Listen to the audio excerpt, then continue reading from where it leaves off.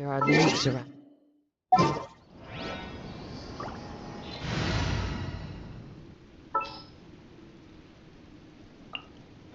Allow me to guide the way.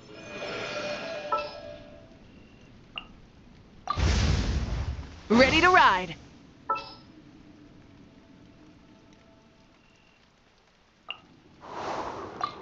I'll treat your wounds.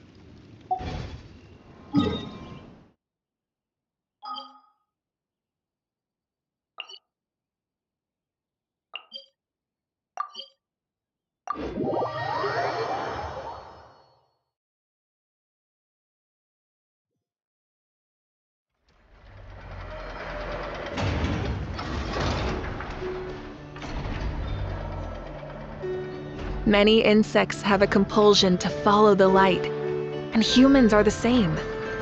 Except we call that light hope.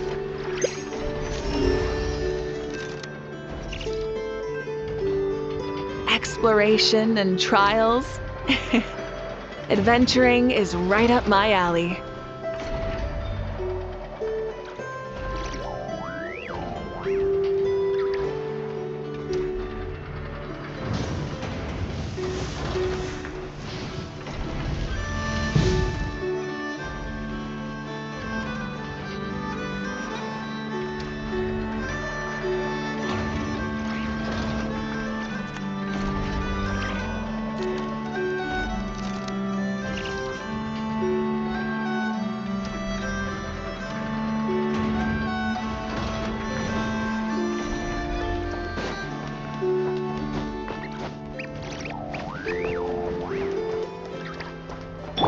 The doctor will see you now.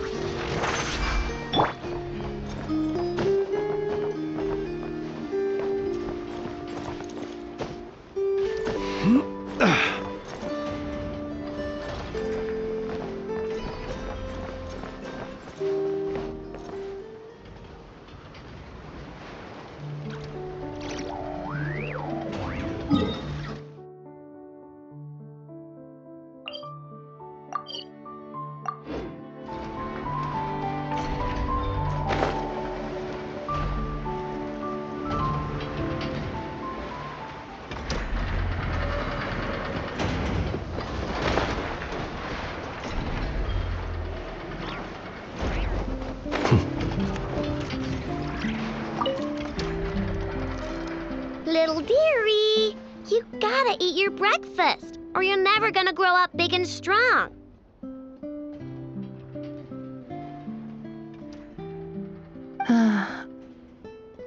I know. There is still lacquerberry residue hanging from the corner of its mouth. Huh? What? Its recovery is progressing smoothly. In a few more days, we can ask Miss Lauma to send it back to its herd. I know. I am sure you know that it deserves to go back home instead of staying with us. But... Did the Lady Moonchanter from the Frost Moon Scions not say as much when she came to treat the deer? Its family might be worried about it. Once it has recovered, it would be best to send it home. I know, but, you know, it obviously hasn't recovered yet. Does your leg still hurt? Do you want to go home? I know. Didn't the Lady Moonchanter promise us that she would come and pick up the deer? When the time comes, let's ask her to listen to what the deer has to say again.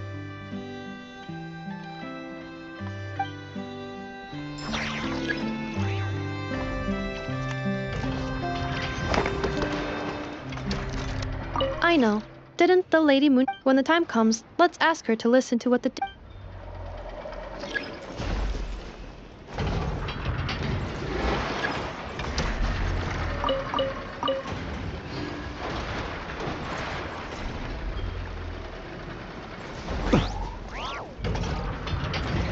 I know. Didn't the Lady... When the time comes... A bitter pill to swallow.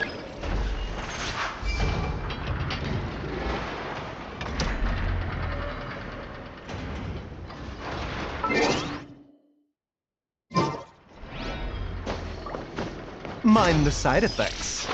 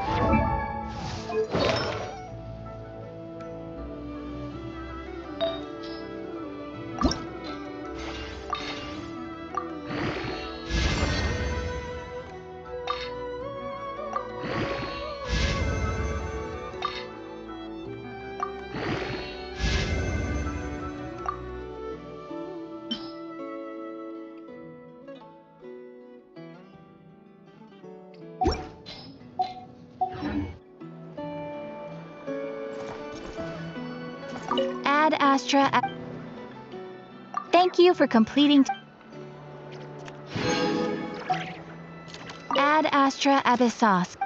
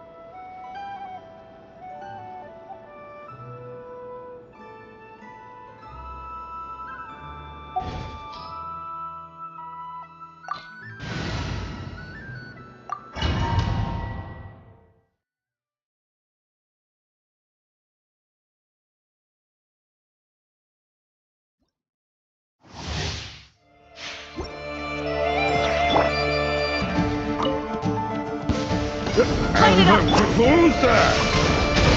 A bitter pill to swallow. Be silent. Night falls.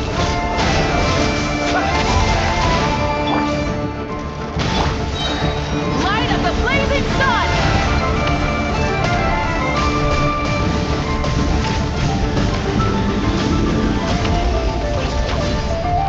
Rise with the sun! No, my sword! Witness the power of Gugwa!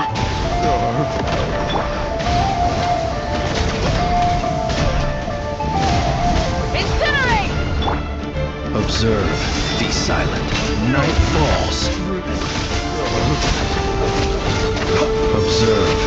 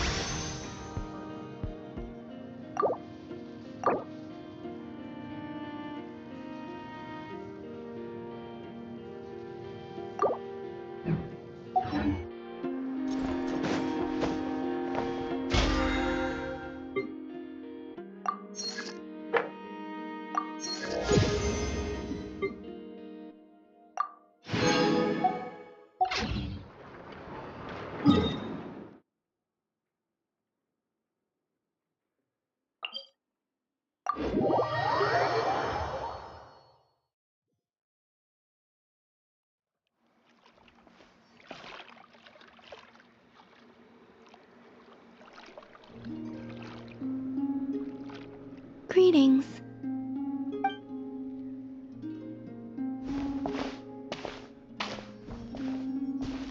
Huh? Are you heading out, Columbina? Yes, I need to get a lyre repaired. What? One of the Kuhenki's lyres is broken. She greatly values this lyre, so I wish to have it restored. Man, Kuhenki sure are multi-talented. Of course. This little one often performs around here, and I sometimes sing along. You know, Paimon's been thinking this for a while, but you sure do spoil the Kuhenki. Well, it's only right. They have kept me company all this time, and often bring me amusing objects as well.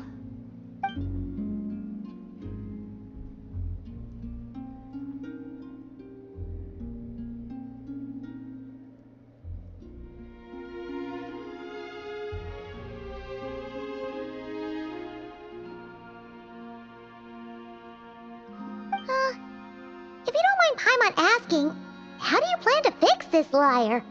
Didn't you say you didn't want to be seen by others? In the past, small animals or Kuhenki would help deliver broken objects to an artisan's doorstep for me. All I had to do was wait for the artisan to find it. Of course, sometimes that would take a few days. Seems like a roundabout way of doing things.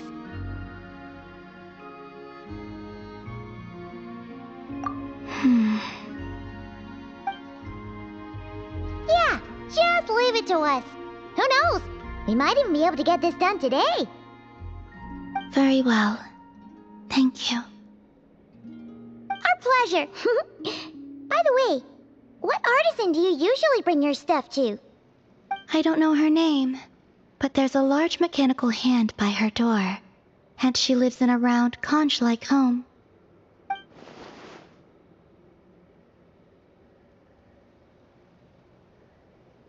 The aroma of crumb cakes often wafts from within as well. Yep, that clears it up for sure.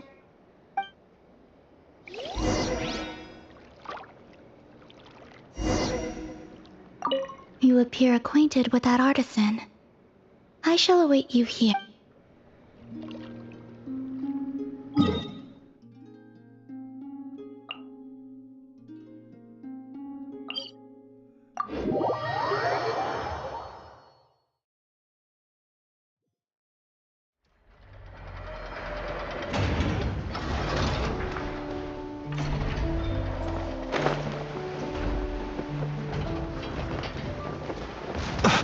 See you at the graveyard.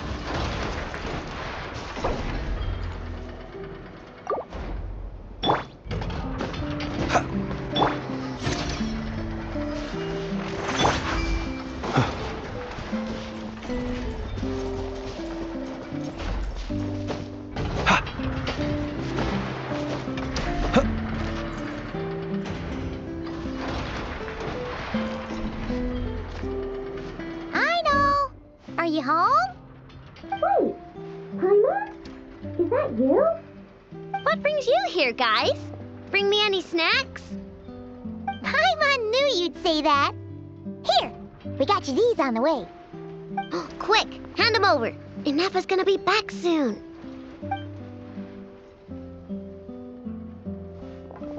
So, you here to hang out? What sort of fun things should we do?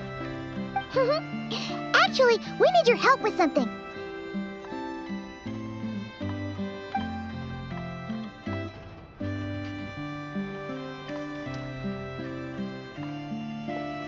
Ah!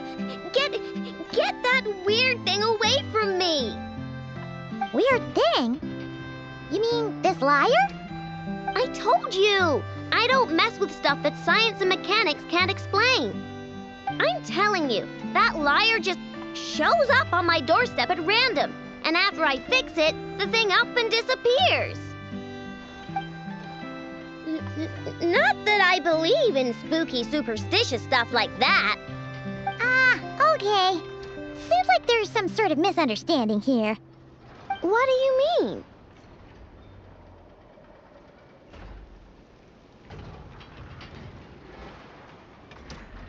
Yeah, she doesn't mean any harm. She just has her reasons for taking the lyre back without being seen.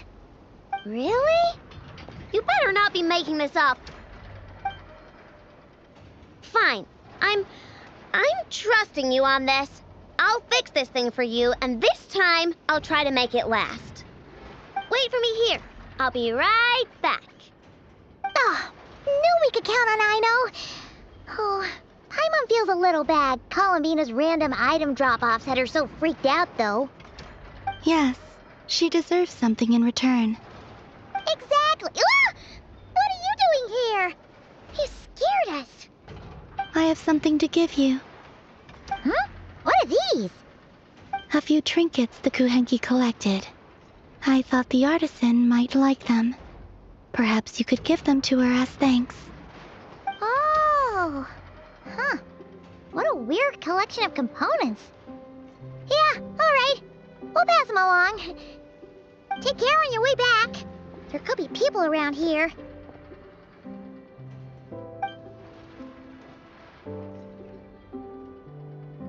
Huh? What is it?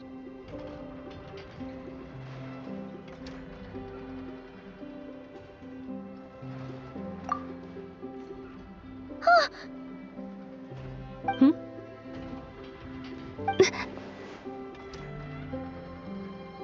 Analyzing appearance. what are you doing that for? Match found. Resemblance to not Cry Moon Goddess statues is 95%.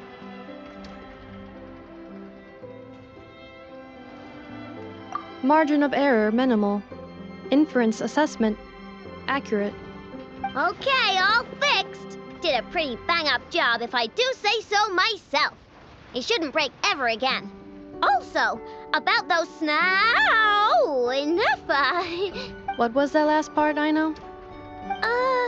Those snazzy new components worked great, too.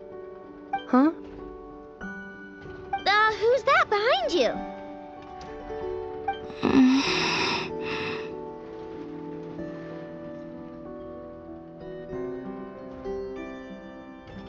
Huh, she kinda looks familiar. Have I seen her before?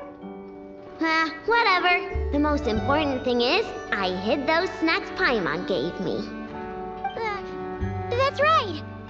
Also, she wanted you to have these components as thanks for fixing the lyre, Aino.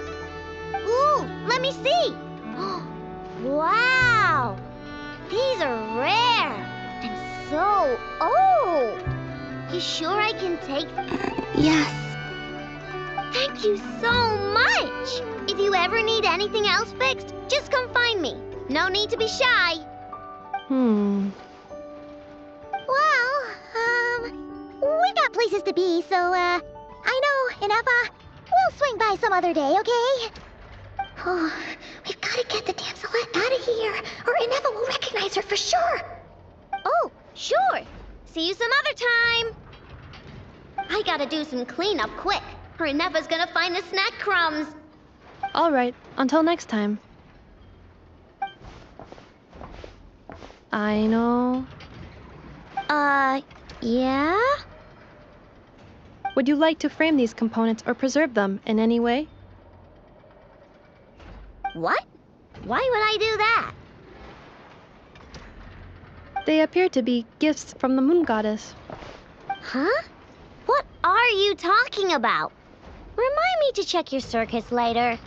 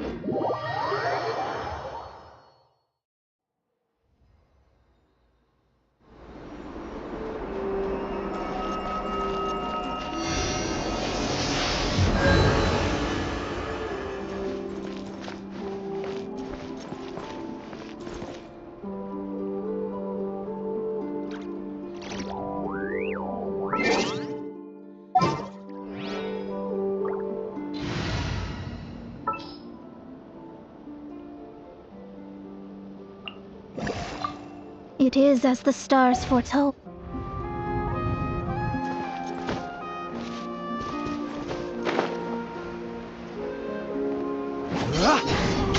Use the force authorized. Mind the side effects. Delve into destiny. Resistance. Seems like an emergency. Save yourself. Close your eyes. Be silent. Observe. Rain cutter. Resist intel. Right. Duty.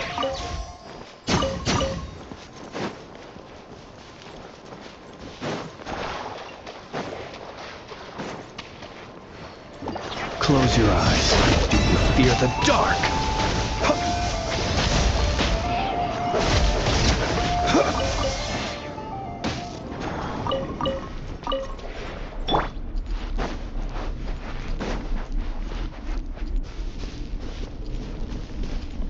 Body and mind.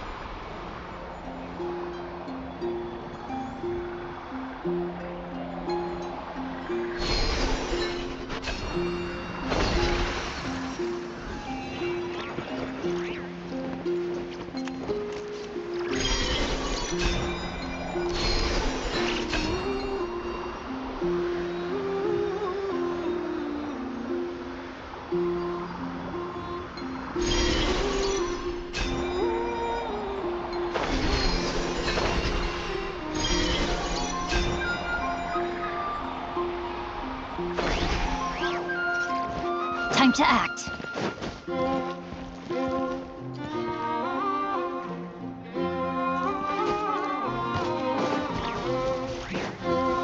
Body and mind.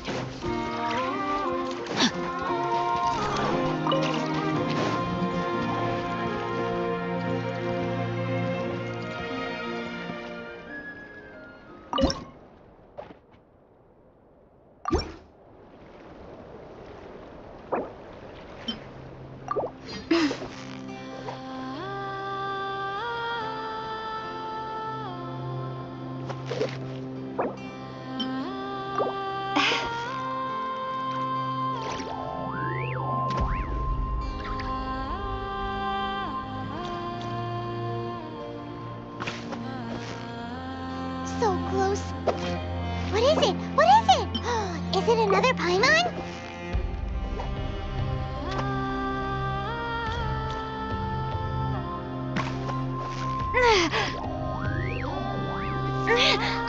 Steady now. It's the final Whoa! Nice catch!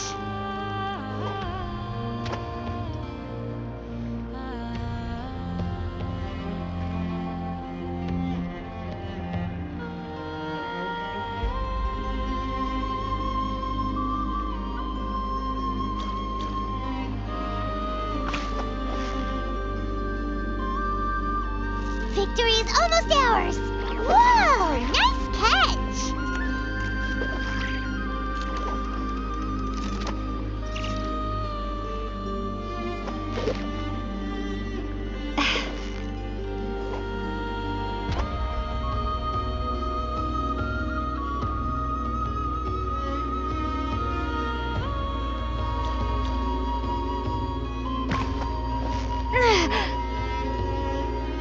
Steady now! It's the final Wow! Paimon's stomach is rumbling already!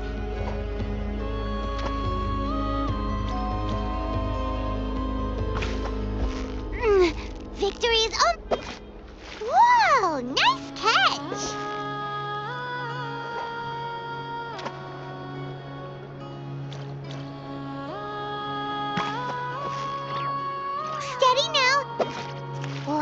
Wow, Paimon's stomach is rumbling already!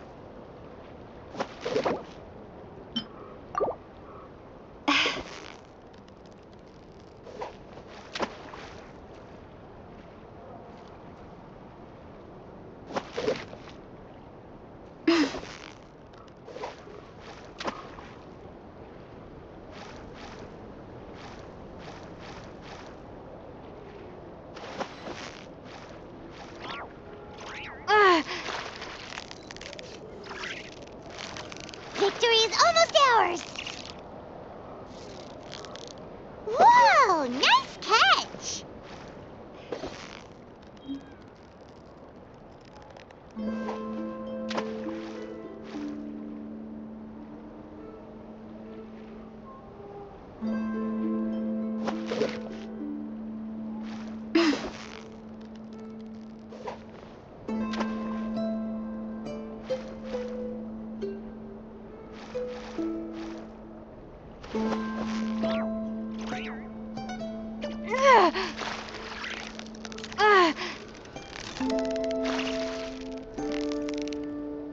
So close, so close! Stay cool! Whew, that was a tough fight!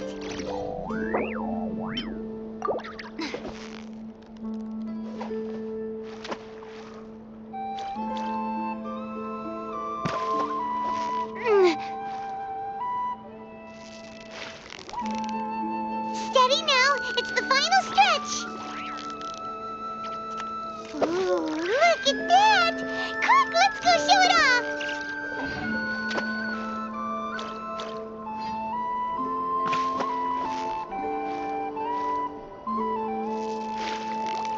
Yeah, you nearly got him! Wow, Paimon's stomach is rumbling already!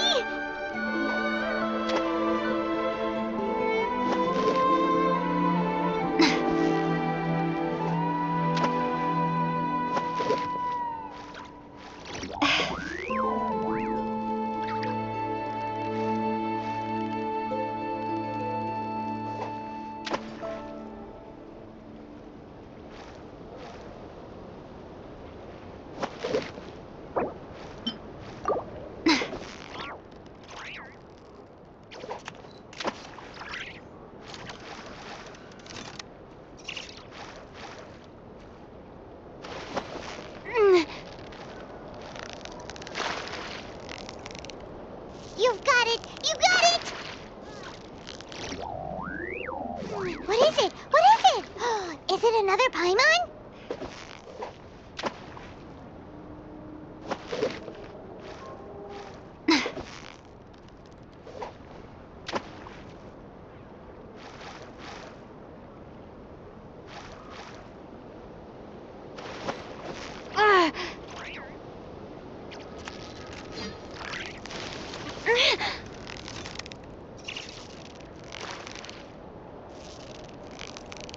So close, so close! Stay cool!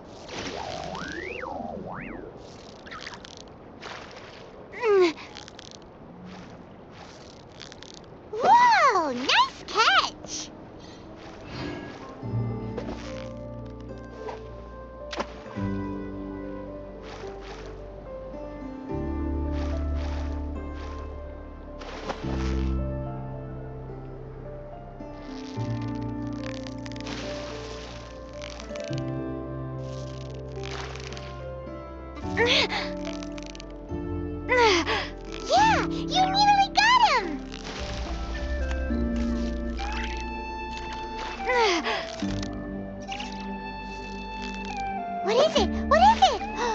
it another Paimon?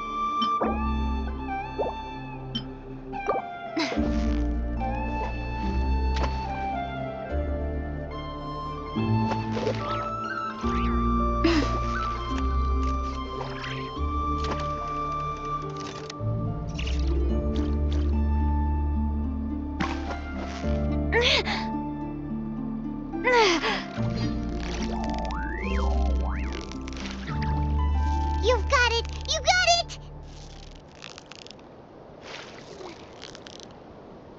Yay! Time to celebrate!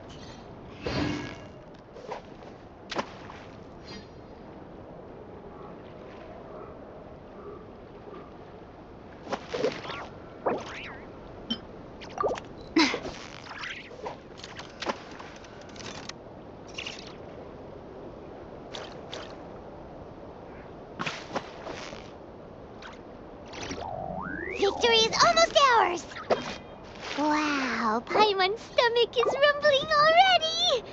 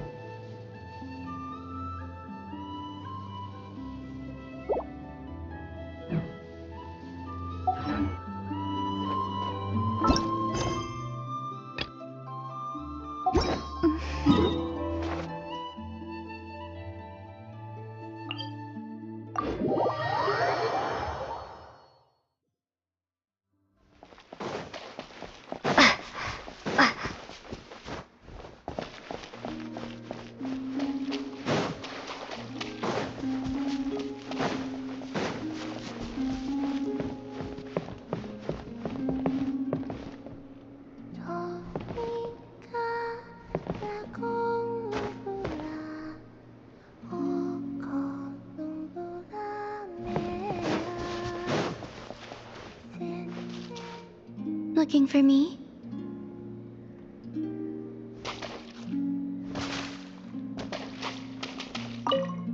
Arlecchino often played this game with me, but I only... Maybe I...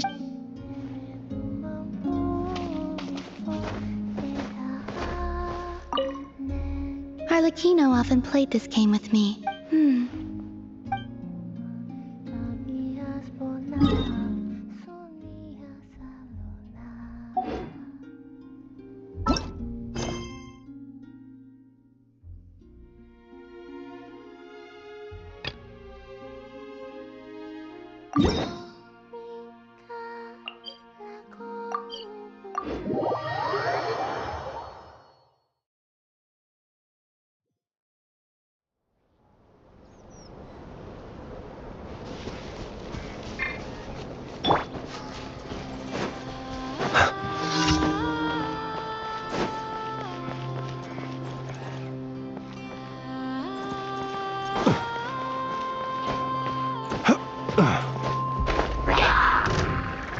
Be silent. Rain outlines your fate. Let me scry! Fate is upon you! A bitter pill to swallow.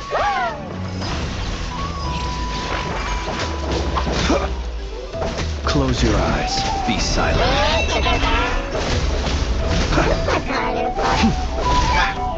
Close your eyes. Night falls.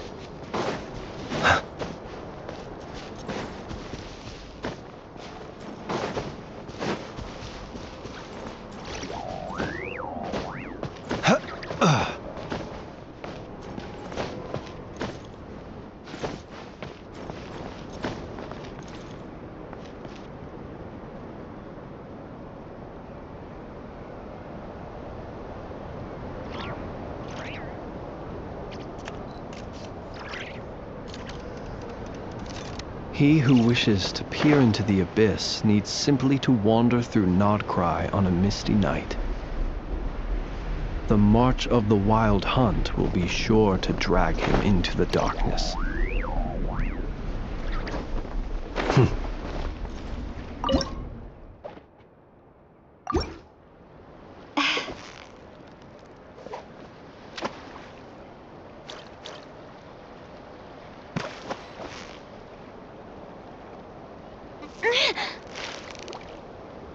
Yeah, you nearly got him!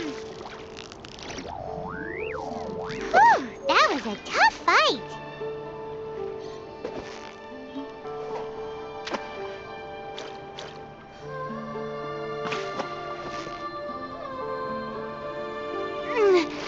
You've got it! You got it!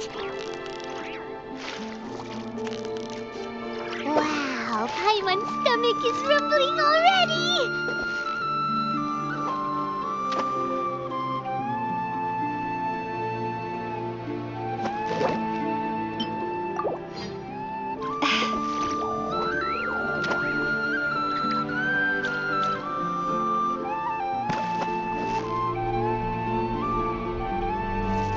Yeah, you nearly got him! What is it? What is it? Is it another Paimon?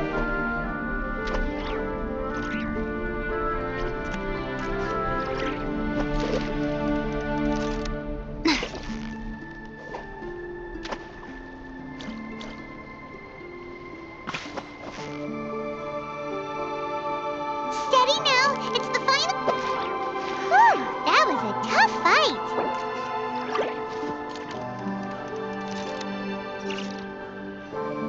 Be silent. Observe.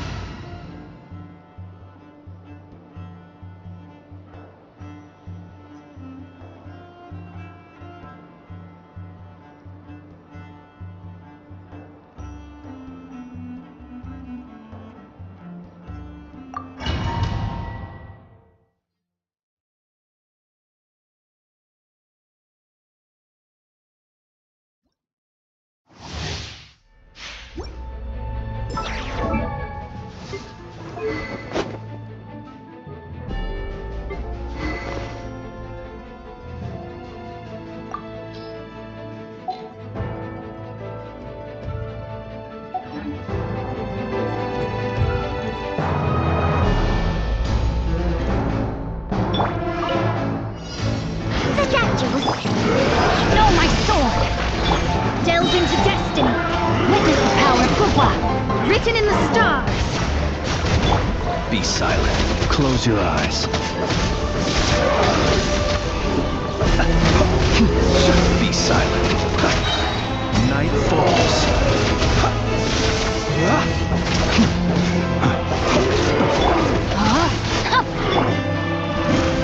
A bitter pill to swallow. Observe. Be silent. Fate is upon you. Taking a turn for the better.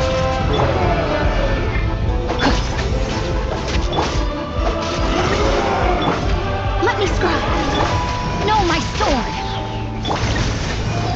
Mind the side effects. Let me read you a verse.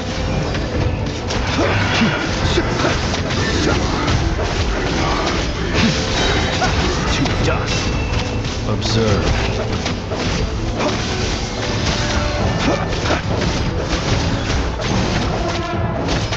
Be silent. Close your eyes. Be silent. Body and mind. Written in the stars. The doctor will see you. Observe. Do you fear the dark? Close your eyes.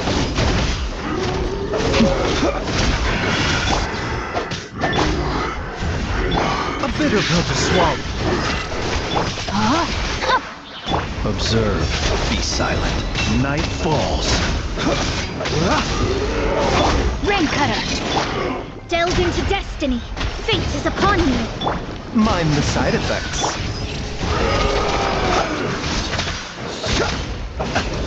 Observe.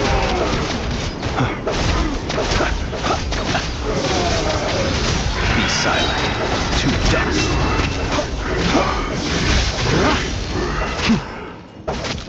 No, my sword. Shadows of fate. Close your eyes. Be silent.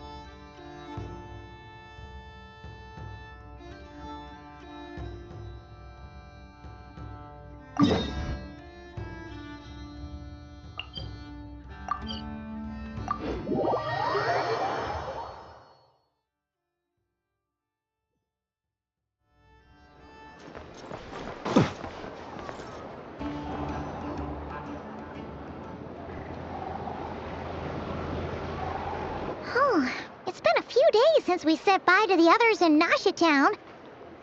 Still no news about Rarer, though. Where could he have slunk off to? If only he was gone for good. But with all the trouble he stirred up before, there's no way we've seen the last of him. Hello! You must be the traveler in Paimon? Mr. Flint has been looking for you. Unfortunately, there's been a serious wild hunt attack over at the quarry. He thinks it's time to regroup and figure out a plan. The Wild Hunt? Oh, uh-oh. We better get over there, right away.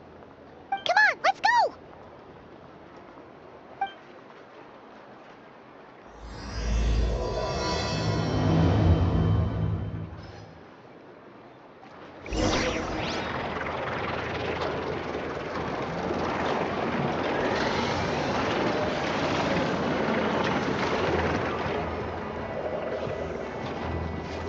Let us have a modicum of patience for the richness and complexity of humanity.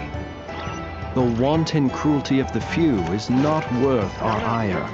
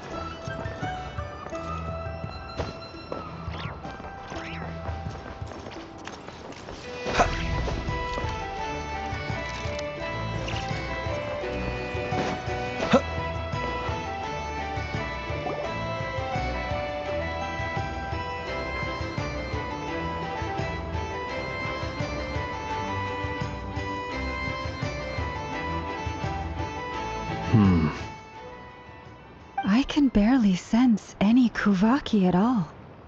This whole area feels like a soulless husk. Looks like his appetite truly is insatiable. As if the power of that energy cannon wasn't enough. He's not seriously still getting stronger? What's his endgame here? Ah, everyone's here already. Hey, we made it. So, what's going on? We've all been on high alert since we split up a few days back, expecting Rerir to strike again. But it's like he just vanished into thin air. No one has seen him nor found any trace of his presence. That is, until this morning, when a ratnik found signs of wild hunt activity while out here on patrol. As you can see, the Crystonite itself is physically intact, but the Kuvaki it contained is all but completely diminished. And we're sure that Rerir did this. Who else? He's the only one who could pull off a stunt like this. Kuvaki loss has reached critical levels. Reikir of Solnari set to maximum threat level. Warning, unless de-escalation measures are taken soon, he will pose a threat beyond our ability to contain. The consequences could be catastrophic. Traveler, do you remember when we encountered Rerir just after regaining his body? There wasn't a shred of sanity left. Nothing but madness and rage.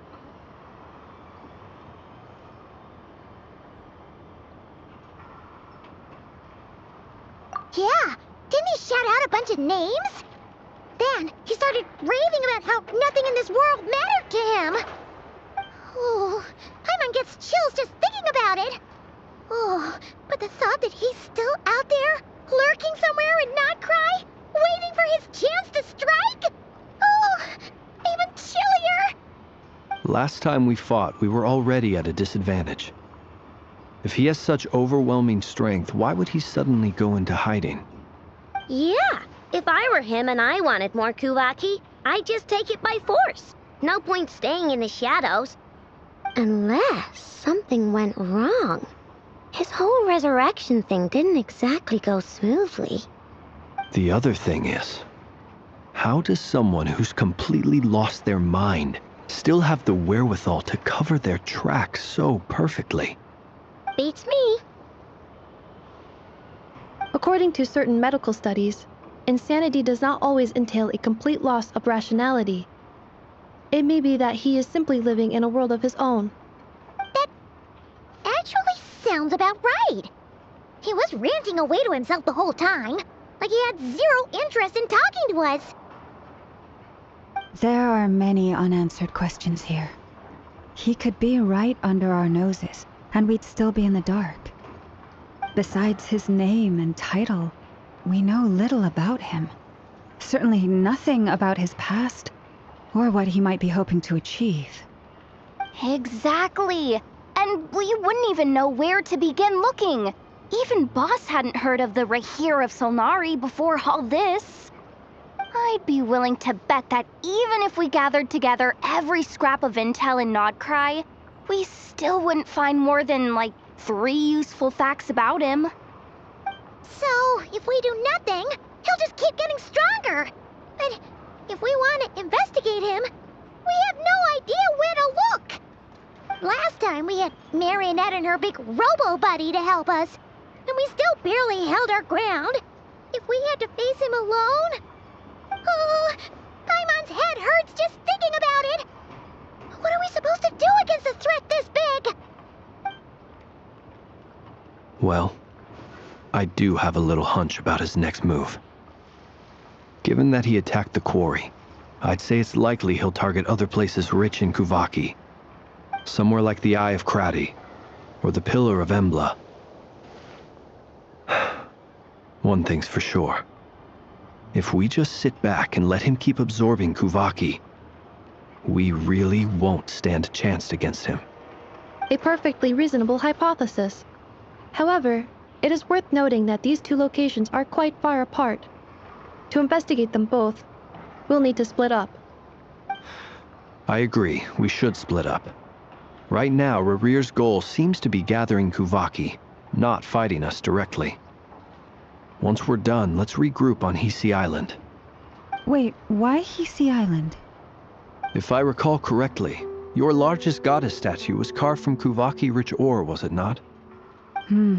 That's right. Yes, it could well be a potential target of his. I should head back and start evacuating the pilgrims.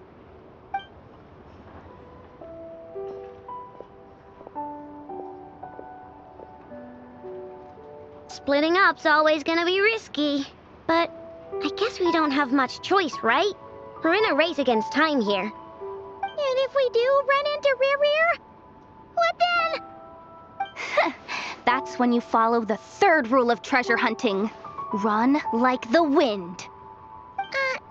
Didn't you say the 3rd rule was go with the flow? I don't know. Did I? Anyway, whatever. In this situation, go with the flow means go find backup. Agreed. If anyone finds so much as a trace of Rarir, do not pursue him. Get out of the area and alert the rest of us as soon as possible. We need to put safety first. All right, we'd better get moving. Come on, Inefa, let's go.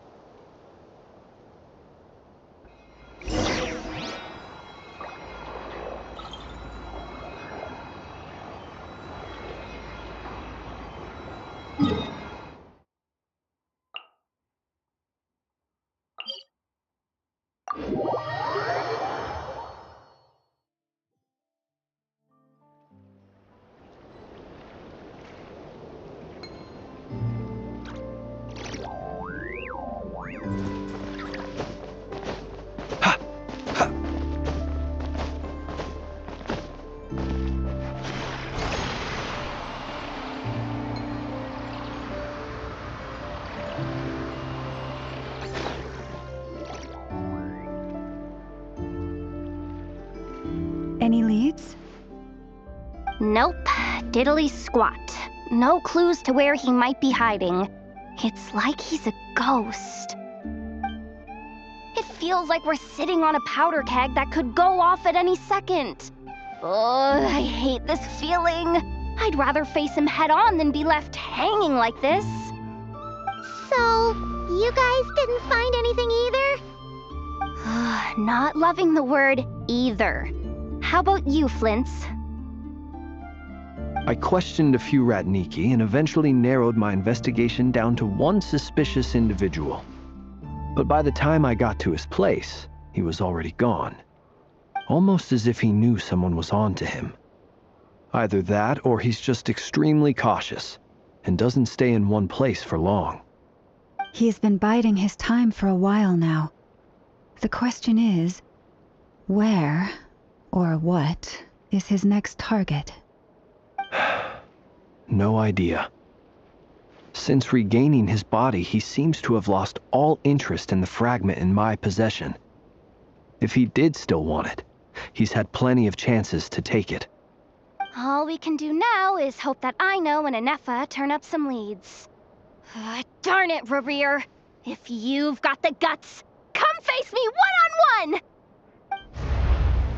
Wait, he's actually here? I didn't mean it, I swear! No, it's coming from Silver Moon Hall. The Lady Kutar might be in danger. Let's get over there, quick!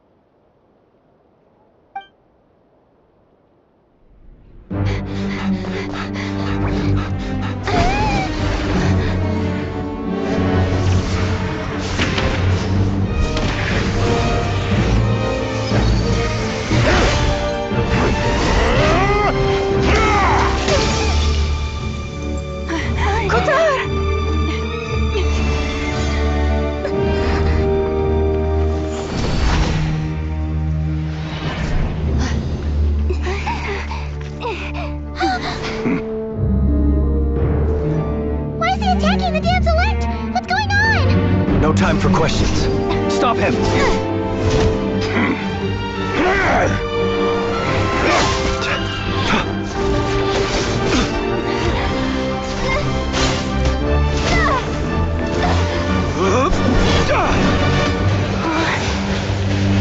This is insane.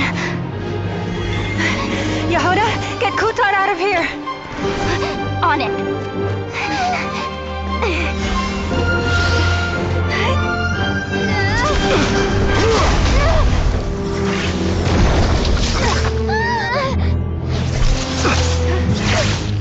Look where your feeble light has gotten you. Now, you shall plunge into darkness. Thelindis, soon, I will find a way. Watch out!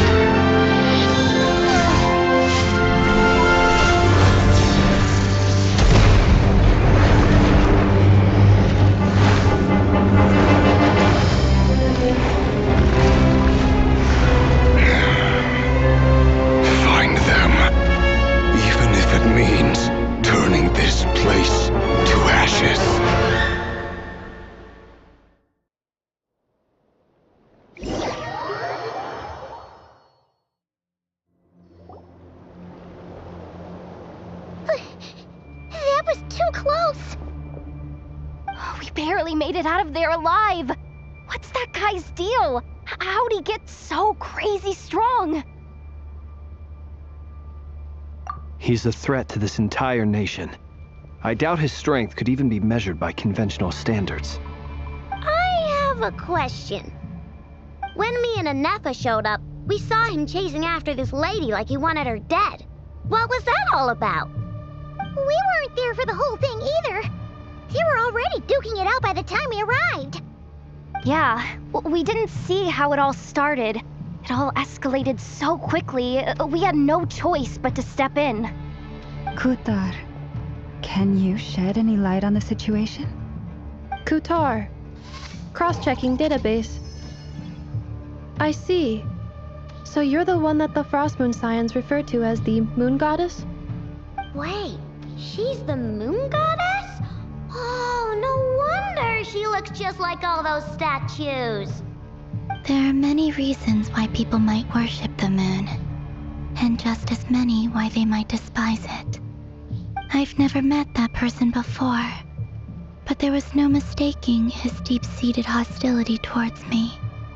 Why he holds me in such contempt, I cannot say. But since he hunts the power of the moon, it's no surprise that I am a target. Kuthar. There are many potential motives. For instance, you help the traveler escape his grasp. This could be his way of taking revenge. It is also possible that he covets the Kuvaki inside you and seeks to take it for his own. The list goes on. But right now, devising a counter-strategy should be our #1 priority. The likelihood of this location being discovered is close to 100%. A counter-strategy? But we don't stand a chance against an enemy like this. Surely our only option is to run. He's not gonna chase us to the end of the world, right? So as long as we can sneak out of Nodcry undetected. No, I can't say that. Come on, Yehoda, this is serious stuff. You can't suggest we all just chicken out. Running is our only option. Huh? You seem surprised, but what other choice do we have? We are facing an enemy we cannot possibly defeat in battle. Well, I mean, yeah, but still. It's not too late. I can distract him, so you'll have plenty of time to make your escape. Wait, what? You're gonna act as bait? Doesn't that make sense? I'm the one he's after. There's no need for you to risk your necks on my behalf. A coyote doesn't stop for bypassers while it's howling at the moon. What is it, Lama? The Frost Moon Scions have already grown accustomed to life without their goddess. My presence here is no longer essential, and this is not my home, so you needn't ask me to stay. We can't just roll over and let him get away with this. That's not our style. Yeah, we can't just call it quits after everything we've been through together. Besides, she'd pretty much saved my life back there. If I just ditched her now, I'd never forgive myself. We can't overlook that you have saved our lives multiple times now. To talk of returning the favor would be a little crass for my liking. But suffice to say that we are friends, and friends look out for one another. River's true objective remains unclear. Even if we were to sacrifice Miss Kutar, there's no guarantee he would stop.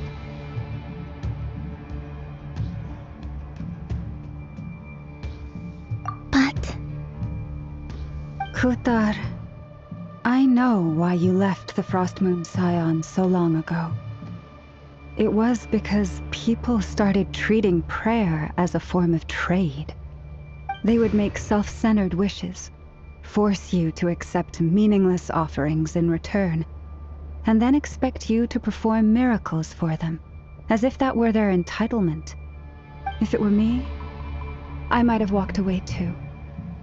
But I believe that time can change everything, and that sometimes it takes losing something precious to appreciate its true worth. After much reflection, I've realized that this was never about whether the Frost Moon Scions need you. Any relationship based on need is purely transactional. What I truly hope is that you'll choose to stay, not out of obligation, but as part of our family. You were born here, and now you've returned. Who knows? Perhaps it was the moonlight that guided you home. Thank you, Lama. But my power is on the wane. I'm afraid I will be of little use to you now. Very well then. I'll do as you say. Both times you saved us, we were transported across great distances in an instant. Is that one of your powers as the moon goddess? It is, but I find it very draining. I barely managed to pull it off just now. and it will be some time before I'm strong enough to do so again. Rejected by the world, my power is dwindling. Like a lake, cut off from its source, slowly shrinking away. Now, it has almost run dry. What do you mean, rejected by the world? The 3 moons belonged to the ancient bygone era in which they came into being. The 3 moons are not one and the same. As the goddess of the Frost Moon, I cannot wield the powers of the other 2. Yet moonlight has a way of blending together. Each can reflect the other's glow. So when our fingers touched, I was able to restore my strength by drawing Kuvaki from the eternal moon's marrow. But this method of recovery is painfully slow. If only we could find the... It's the Wild Hunt! Even faster than we expected. We'll have to finish this conversation later. See how those Wild Hunt creatures are running away from us. They're likely just a scouting party, which means Rerir won't be far behind. Then what are we waiting for? Let's get the heck out of here!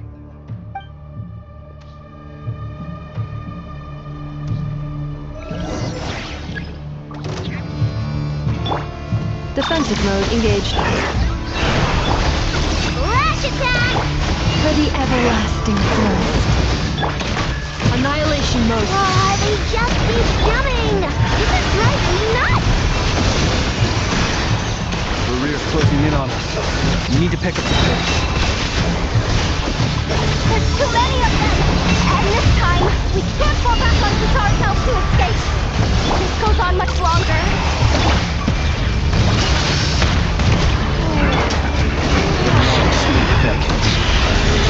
Close your eyes.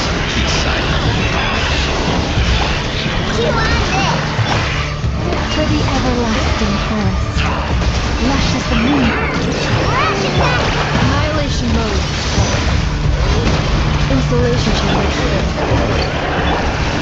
The night cometh. Close your eyes. With one heart, we pray. Preparing for dusk.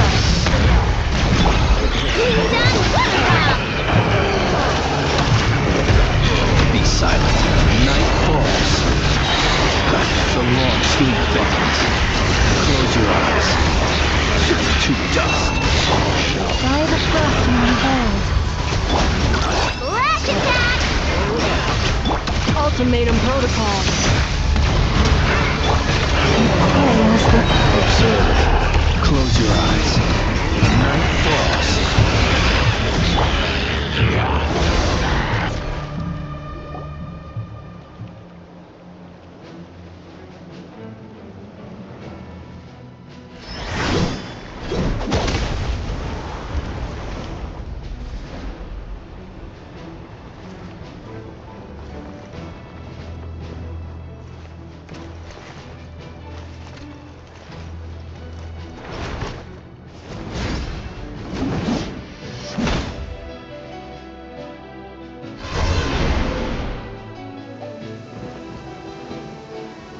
What's the matter? Bit off more than you could chew? Who are you? Uncle Varka! You're back from Amspartnir? Whoa! You're Varka? Grand Master of the Knights of Favonius? We could save the intros for later. Right now, let's get you all out of this hellhole. Follow me. I know somewhere you'll be safe. Oh, is that where I think it is? That's the one. Come on, move! There's no time to waste.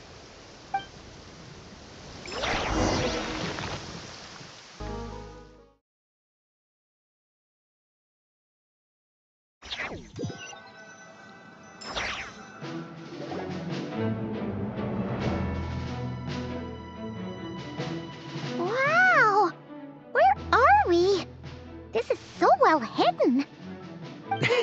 Well, that goes without saying.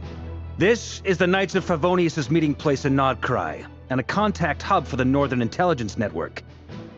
AKA, the black market of intel.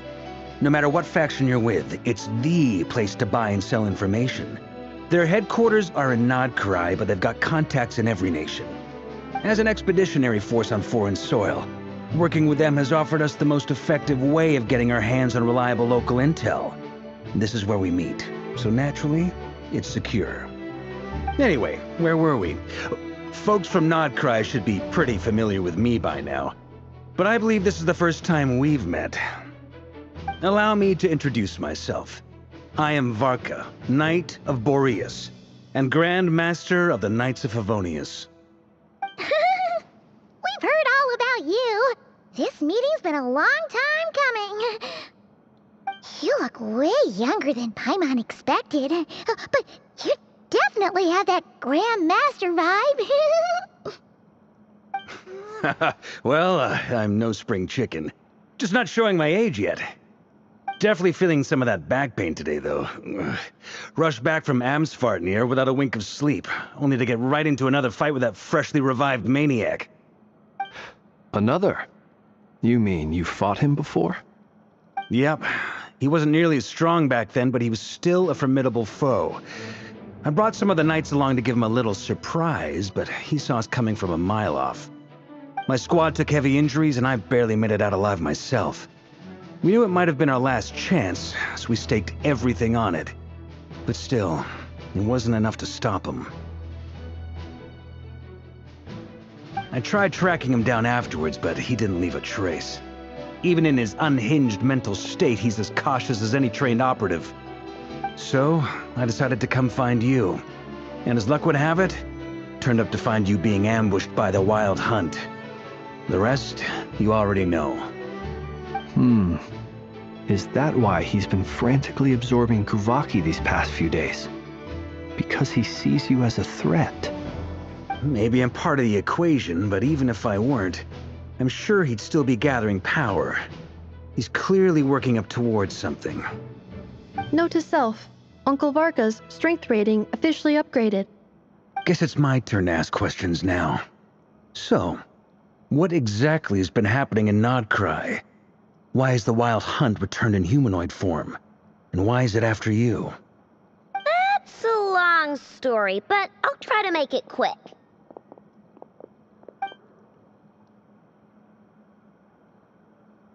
Wow, I had no idea so much had happened. Sounds like you guys have really been through it. So, the Kutar is actually a Fatui Harbinger. And all this Wild Hunt activity in Nodcry is the work of the Raker of Solnari, one of the 5 sinners.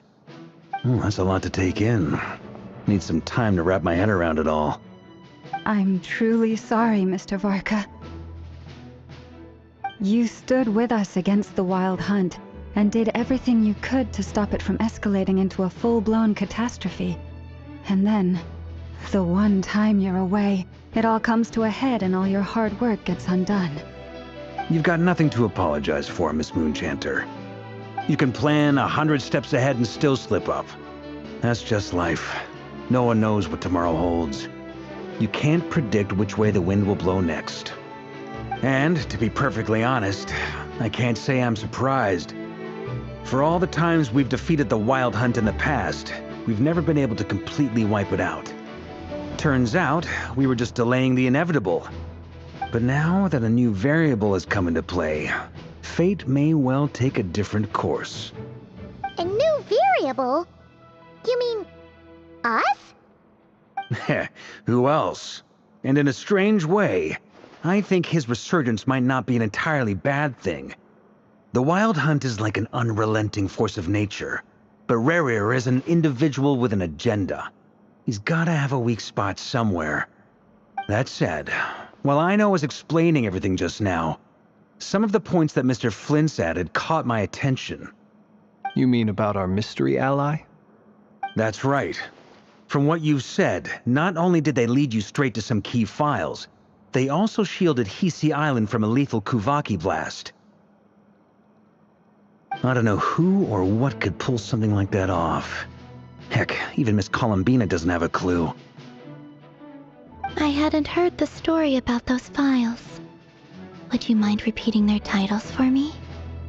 Wild Hunt Phenomena Log, a Nodcrian Ratnik's Field Journal, and Kuvaki Survey Log.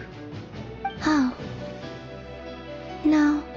Still doesn't ring a bell. Another dead end. Guess all we can do now is hope that our mystery ally keeps showing up when we most need them.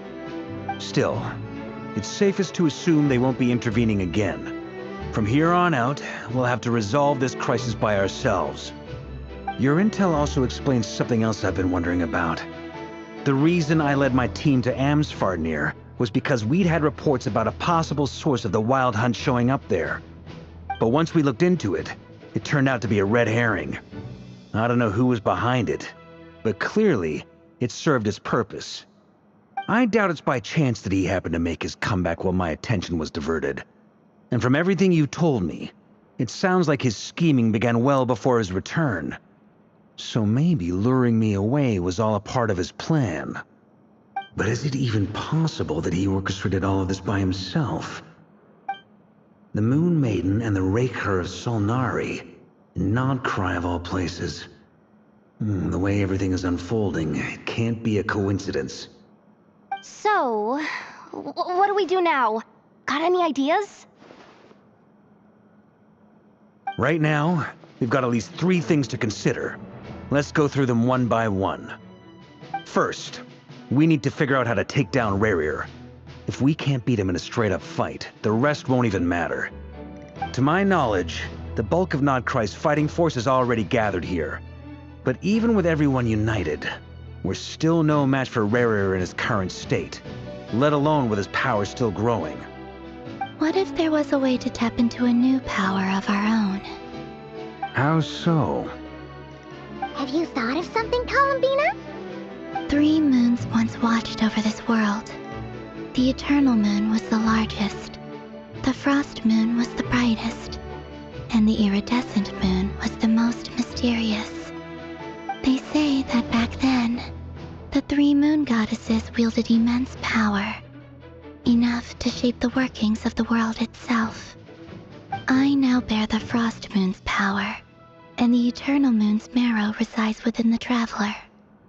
Hold on. Are you suggesting? The Iridescent Moon, the last piece in the puzzle. That's right. If we can find the Iridescent Moon's marrow, I will be able to regain my strength much more quickly. The 3 moons are said to stir the tides and illuminate all things. Perhaps they hold further secrets beyond our understanding. According to my analysis, the solution is feasible. However, it is subject to one major condition. How do we locate the Iridescent Moon's marrow? I know a way, but we will need to visit the Fatui's Experimental Design Bureau. The Experimental Design Bureau? Are you saying we need to involve Marionette? Yes. I must speak with Sandrone. It's a long way from here to the Experimental Design Bureau. There's a high chance you'll be spotted. You shouldn't go alone.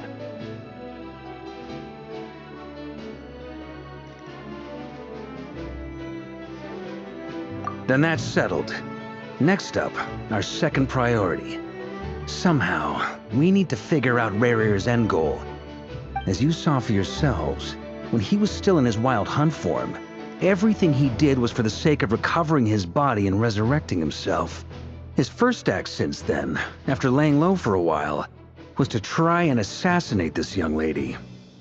People's obsessions often reveal their greatest vulnerabilities. There must be a reason why he despises the moon so deeply.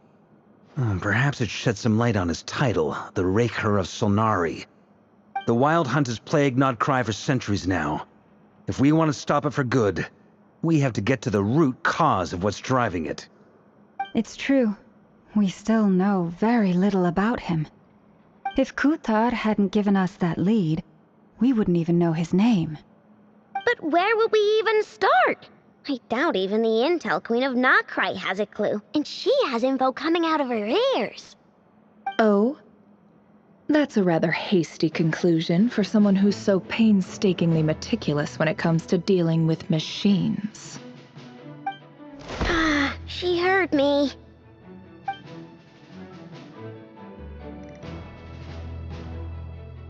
Boss! What are you doing here?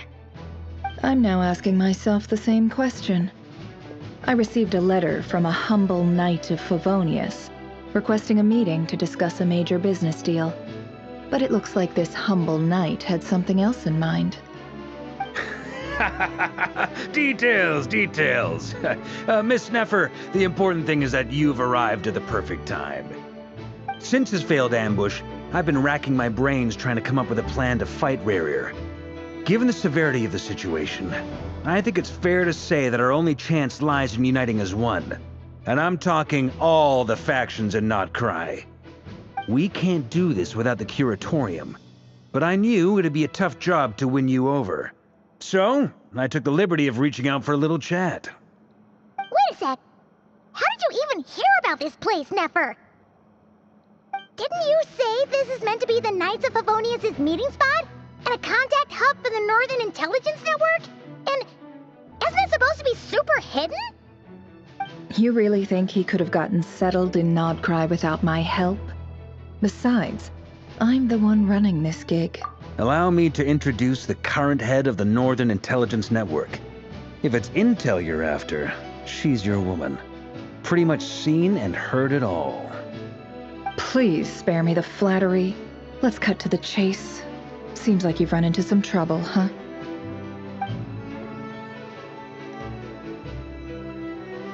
Well, this certainly qualifies as an unforeseen crisis. On behalf of the Curatorium of Secrets, I wish you all the best of luck. So you're just going to sit this one out? Why should I get involved? What could possibly be in it for me? What if we told you we can't do this without you? Oh?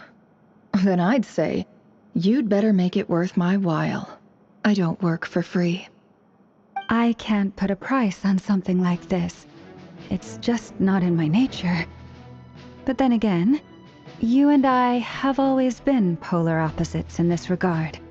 So I can't exactly say. If you insist on compensation, I will pay you. Consider this a formal commission. Sound fair? You just don't give up, do you? Too bad.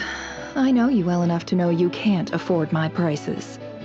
The riskier the job, the more it'll cost. And a Moonchanter's stipend isn't exactly generous. Unless you're planning to start passing the donation box around among the faithful. Boss, just a thought. If they come up short, maybe you can take the difference out of my next few paychecks. Things got really dangerous during the fight with Rarier. If this girl hadn't saved me, I'd be ley line fodder by now. I'd be gone for good, boss. If there's any way we can make this work, I'd really like to help her. Please, I'm begging you. This is why I'm always telling you never accept favors. They are the hardest debts to repay. You have to be careful who you get involved with, or you invite all kinds of misfortune. Very well, Yehoda, I will help. But just this once. Don't count on this happening again.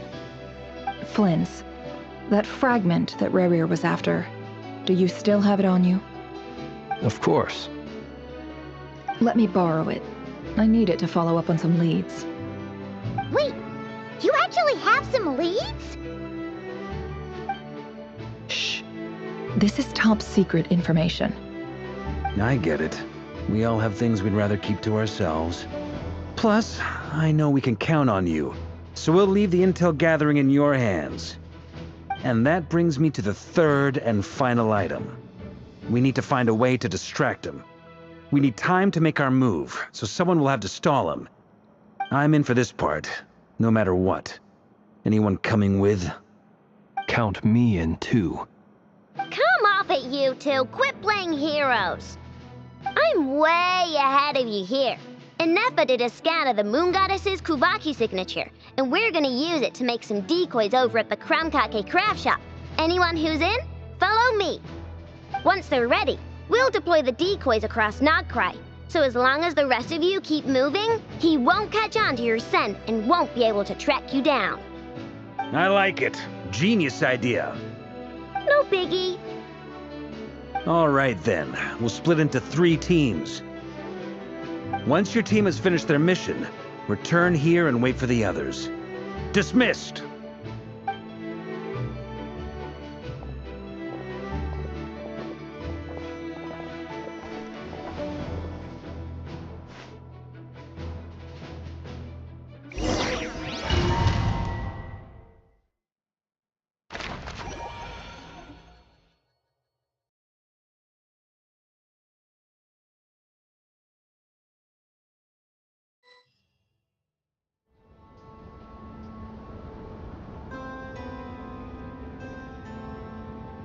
Lady Damselette.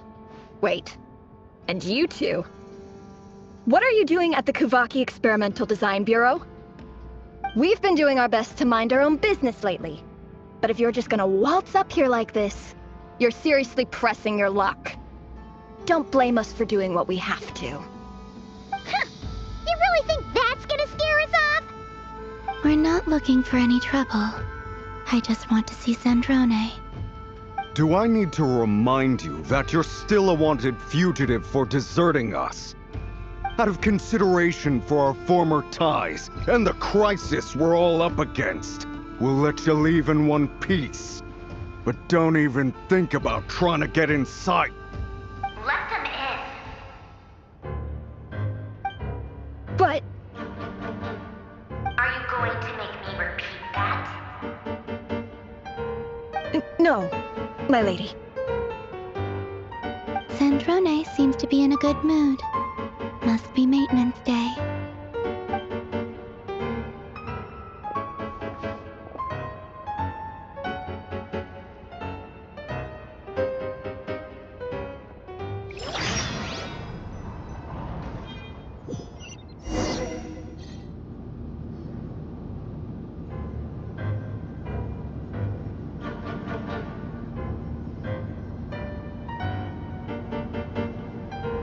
So tell me, to what do I owe the honor this time?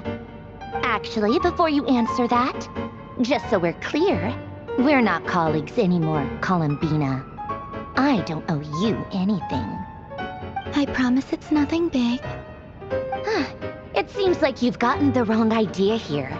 The only reason I let you in was because I was bored. It seemed like a way to kill some time and satisfy my own curiosity. Whatever miscalculations I may or may not have made in the past, I haven't lost the plot enough to even consider sticking my neck out for your sakes. I'd like to speak with Arlecchino. What? Huh? You mean the knave? I'd like to speak with Arlecchino. Is she in Nodcry? No, she's not. Once the work on this facility was completed, she went back with the Rooster and Regrator. The only ones in Nodcry are me and... What is it you need to speak to her about anyway? Rerir is hunting me. If I'm going to face him, I must first retrieve the lost moon.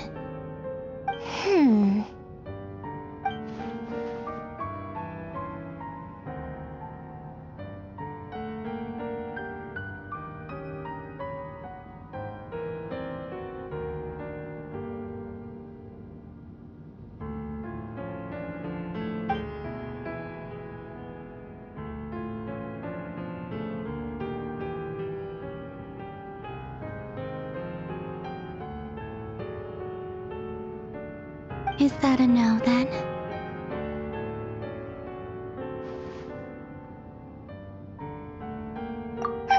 As if I need reminding. I was this close to settling things with him before someone decided to whisk me away to their weird little garden. Have you held any tea parties lately? Tea parties? Yeah, obviously. You don't seriously think we'd pack it all in just because you aren't here. If anything, they've been more eventful than ever. Just me, Arlecchino, and a bunch of insolent, insensitive guests who won't stop asking where you've gone. Oh, they've been a real joy. I bet you served them the worst tea you have. Just like you used to do to me when I upset you. Who cares about how good the tea is when there's no one around to drink it? I keep losing people. First Rosaline, now you. I'm running out of people who can make me laugh. Honestly, what could be more ridiculous than a multi-centenarian goddess who's only ever had the plain herbal tea she received as offerings?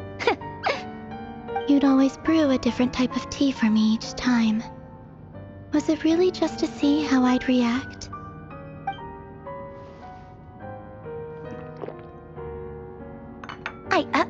Well, duh. Why else? Watching you squirm was practically my only form of entertainment.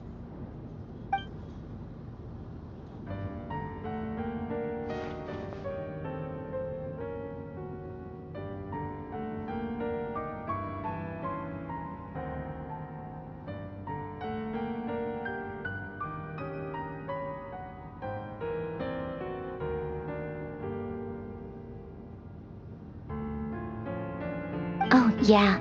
And Capitano sometimes used to bring Tartaglia around, too. But I guess we won't be seeing him again. Well, I guess we are overdue for a get-together. Polonia! Have Favronia pass a message to Arlecchino for me. It's time for tea. Will suffice. Pass along a message for me, too, if you would. My body cannot contain the marrow of 2 moons, so I'll be leaving one of them in her care. Excuse me? Who said you were on the guest list? If my tea meant that much to you, maybe quitting the Fatui wasn't your brightest move. Back when you were under the Tsaritsa's protection, no one would have dared come at you so openly. But that protection didn't come for free. In fact, I paid dearly for it. At the end of the day, it was just another transaction. I just got tired, that's all. I never wanted any part in their grand ambitions, and I've had enough of being treated like a bottomless supply of power. It brings back memories from the old days, when I was still worshipped as the moon goddess. Centuries on, it may be a different group of people, but I see the same greed in their eyes. I figured you'd leave eventually. You didn't have as much of a reason to stay as I do. The Tsaritsa gave you shelter and protection, but that was it. Nothing more, nothing less. Meanwhile, the Fatui demanded everything from you in return, until it was more than you could bear. I get why you left. And frankly, I have no interest in dragging you back just because the higher-ups told me to. But if you keep hanging around with this riffraff, the next time we cross paths, we might be enemies for real.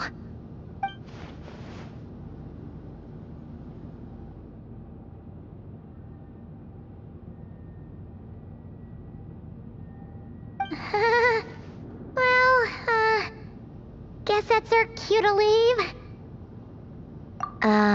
That might be your plan. But it sounds like someone else wants you to stay a little longer. Huh?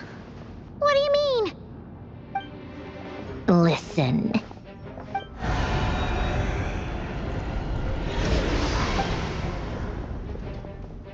My lady, it's the Wild Hunt. A horde of monsters is headed straight for the facility. Another uninvited guest trying to crash my tea party. Clear the area! I'll handle this. Wait, what? You want us to leave you here by yourself?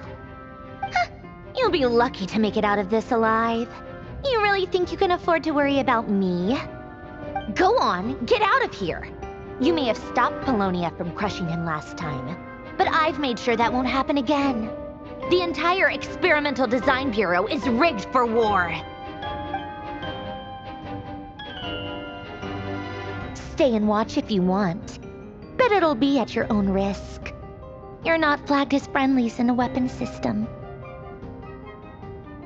Don't tell me what to do! Ugh, look, if you're leaving, make it quick. Or you'll just get in my way. There's a secret passage on the second floor. It'll take you right to the plains out back. Stare all you want, Columbina. You're not getting another invitation to my tea party. I know. But thank you anyway, Sandrone.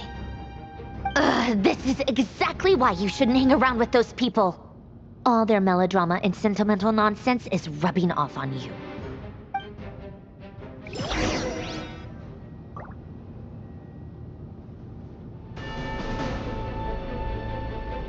Come on then, Mr. Ray here. Let's pick up where we left off. It's your Wild Hunt monstrosities versus my beautiful creations. Let's see who comes out on top.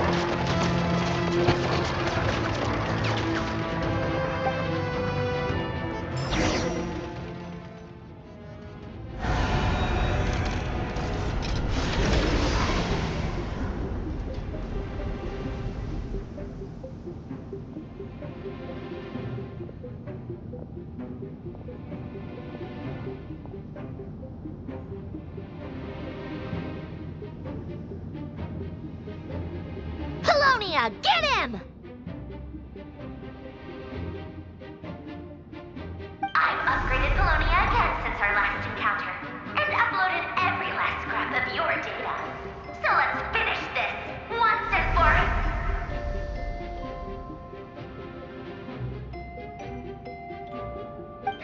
She's not here. Where did she go? Hey! Over here, you big... Cursed moon. Go. Keep searching. She cannot have gotten far.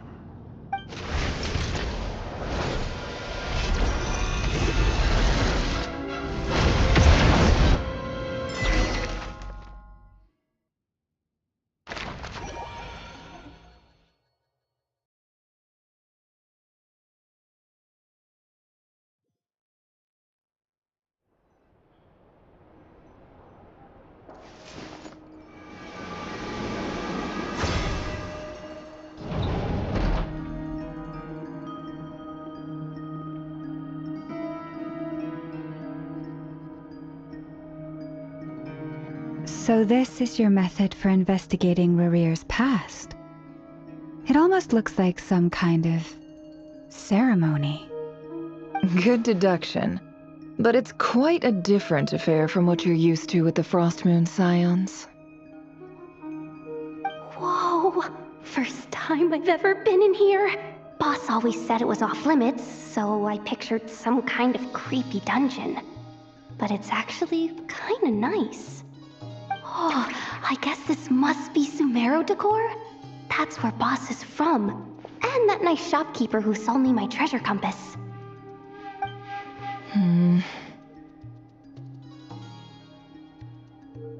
I'm not sure exactly what you've got planned, but it looks like you're all set. When do we begin? Whenever we wish. But for some reason, I've got a feeling this isn't going to end well. I've never faced Rarir myself, but from what you've told me, his power is beyond anything I could imagine. I, on the other hand, am just an ordinary businesswoman. Our paths should never have crossed, yet here I am, forced to make an enemy of him. If you ask me, you're about as far from ordinary as it gets. So what are you saying? You're getting cold feet? Once I take a job, there's no backing out. Still, I have to ask myself if the power I'm relying on will even work on an opponent of this caliber. And also how to make sure I come out of this alive if things spiral out of control. Death is the one thing we can take for granted. It is the great equalizer, however fortunate or unfortunate we may otherwise be. So it's important to consider how to spend what lifespan we have left. Come on, boss. Lighten up. Quit talking about death. It's bad luck. For once, I agree with you. When you're up against a foe like Rarir, there's no such thing as being too prepared. Is there anything I can do to help? That won't be necessary. I've already made up my mind. Time to cash in a precious favor I've been saving for a rainy day. Yehoda, I need you to find someone for me. The sooner the better. Find who? That shady merchant who sold you an overpriced treasure compass the other day. Come on, boss. You're pulling my leg again. In what way is she shady? She showed up when I was completely lost and sold me a neat little gadget that was exactly what I needed. Trust me, she's a good person. Anyway, I know who you're talking about. Don't go anywhere. I'll be right back.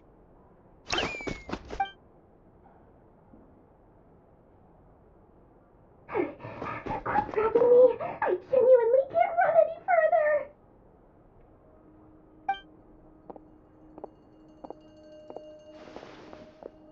Hey, aren't you? What is it? What's the big rush? You dragged me out of a dream where I was literally swimming in Mora. I'm charging double my usual attendance fee. See, look how easygoing she is. After that rude awakening, she could have completely snapped at us. But instead... Dori Sangama Bay? I never would have pictured you two doing business together. If you want to make it big in Nodcry, it's all about connections. Lady Nefer just so happens to have a lot of intel that interests me. And she also did me a big favor in the past. It was back when I first arrived in Nodcry. My trusty assistant, the genie in my lamp, had an adverse reaction to the Kuvaki and fainted. And wouldn't you know it, that's when I suddenly find myself in a life-or-death situation. Good thing my compatriot was there to swoop in and save the day. I've been giving her a 30% discount off all of my goods ever since. Now, so that no one here feels left out, I'm willing to extend a 20% discount to fellow friends of Boss Nefer. Plus, any other friends you send my way will enjoy 10% off. What can I say? The great Lord Sangama Bay is nothing if not generous. So, let me guess. You've run into some trouble? I've got everything you could possibly need. And the more you buy, the more you'll save. You guessed correctly. What have you got in the way of survival gear? The one type of gear I've never been short on. What are you looking for? A jetpack fresh from the Academia's labs? An ancient suit of armor dredged up from the bottom of the sea? At the very least, I need to know what kind of opponent you're dealing with here. If even you're worried about staying alive, it must be pretty serious. What if I told you it's someone with the power to bring a nation to its knees? Is that so? Then we really are talking top-shelf treasures.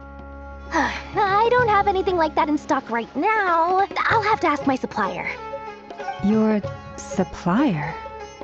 A powerful woman, make no mistake. I can't reveal her identity, but luckily for you, I hear she's planning to visit Nodcry in the near future. If you're willing to wait, I can ask her when she's here. Can't say exactly how long that'll be, though. Then, let me put it another way. What would you do if you encountered an enemy like that? Roll over and serve yourself up on a silver platter? Of course not! I have a handy little trinket from one of my generous suppliers, which... Hold on. What exactly are you getting at? No, this is for my personal use only! Let's just say I'm borrowing it, all right? Just for insurance purposes. You'll get it back later. Favors are the worst kind of debt to owe, and now you've got a chance to repay one. A win-win situation, don't you think? Fine. You can borrow it for 5 days. No, make that 3. And for every extra hour after that, I'm charging you 1 million mora. Deal? Deal.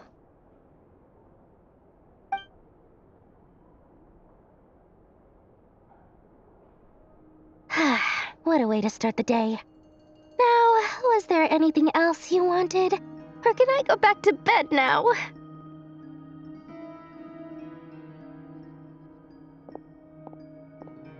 That will be all. Take care now. Don't trip up on your way back, friend. See you later! You're my favorite shopkeeper.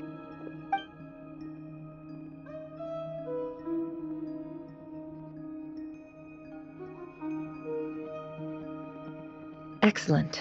Everything is well and truly ready. The ceremony can now begin. After initiating the ceremony, your minds will follow me wherever I go. You will see many strange things in your mind's eye. So remember, don't be frightened, and don't make a sound.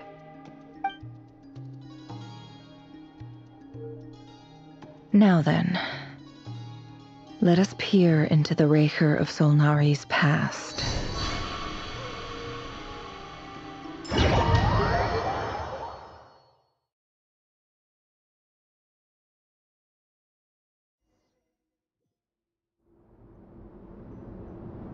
I made it. I don't recognize this style of architecture. Must be Conrian.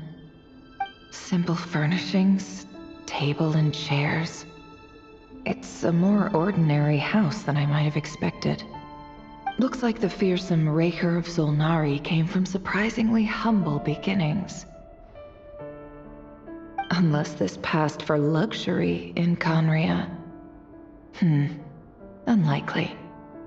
It was said to be a very prosperous nation in its heyday. Anyway, I'll keep exploring.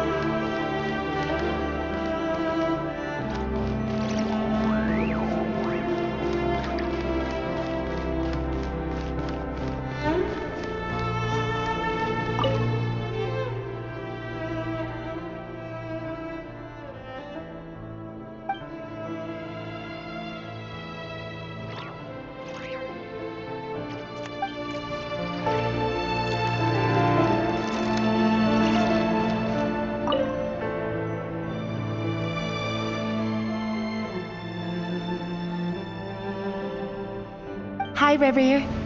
Since you're working extra hours tonight, I thought I'd keep myself busy by checking out that new kebab shop. I've heard good things about their menu. I'll test it out, and if it's as good as everyone's saying, let's go back together sometime. P.S. New stash from the Universitas Magistrorum. I brought some goodies home. A few teacups and a pin rack. Hope you like them.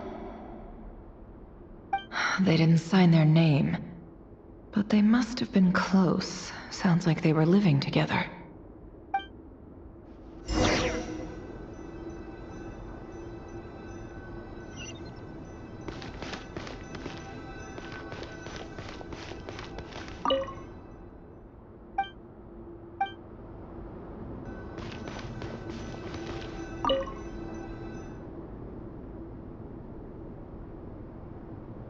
I went over to Joseph's for drinks today. They have a fine collection, but I went alone. Felindis was tied up with something and couldn't make it. Joseph asked why I came alone, but I didn't really have an answer. He then went on to ask about other things.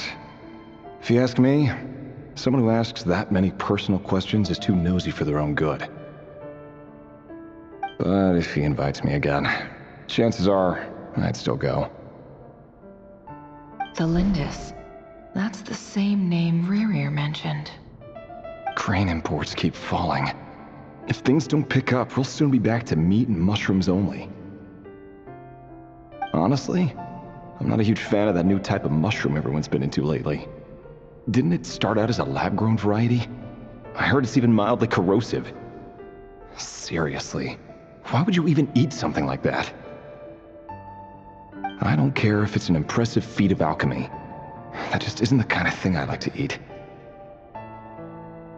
Grain has to be imported, and they're eating a diet of mostly meat and mushrooms. Could it be because Conria is underground, so it doesn't get much sunlight? That would explain why they use so much stone in their buildings.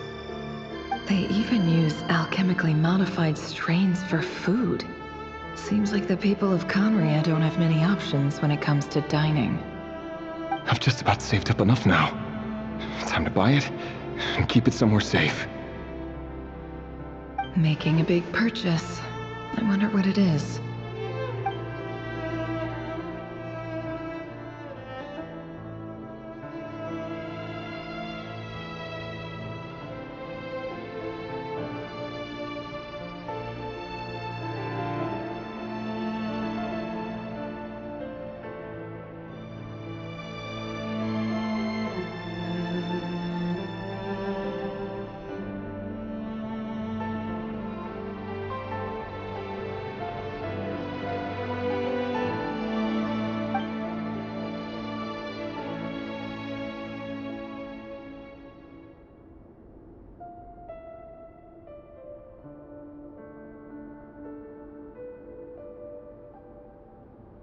He really is a professional. No wonder he's so good at covering his tracks. Despite what he's become, it seems like he's retained certain habits, at least in this regard.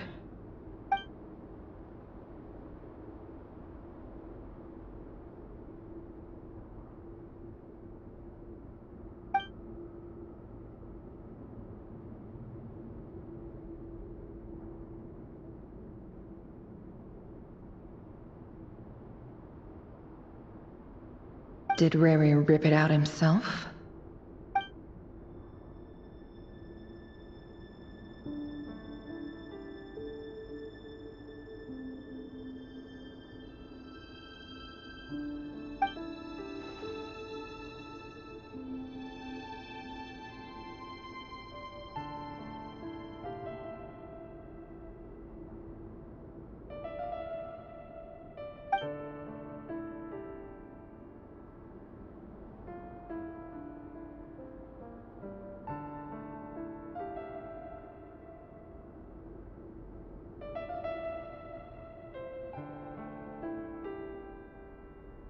Before I met you, I was convinced that my heart was nothing more than a stagnant pool. The burial place of a fallen moon. A withered, windless grove where the waters rested forever unrippled. It was you who helped me see that my heart hadn't entirely withered away. This is just trivial sentimentality from the looks of it. Why would he go to the trouble of hiding that? The burial place of a fallen moon.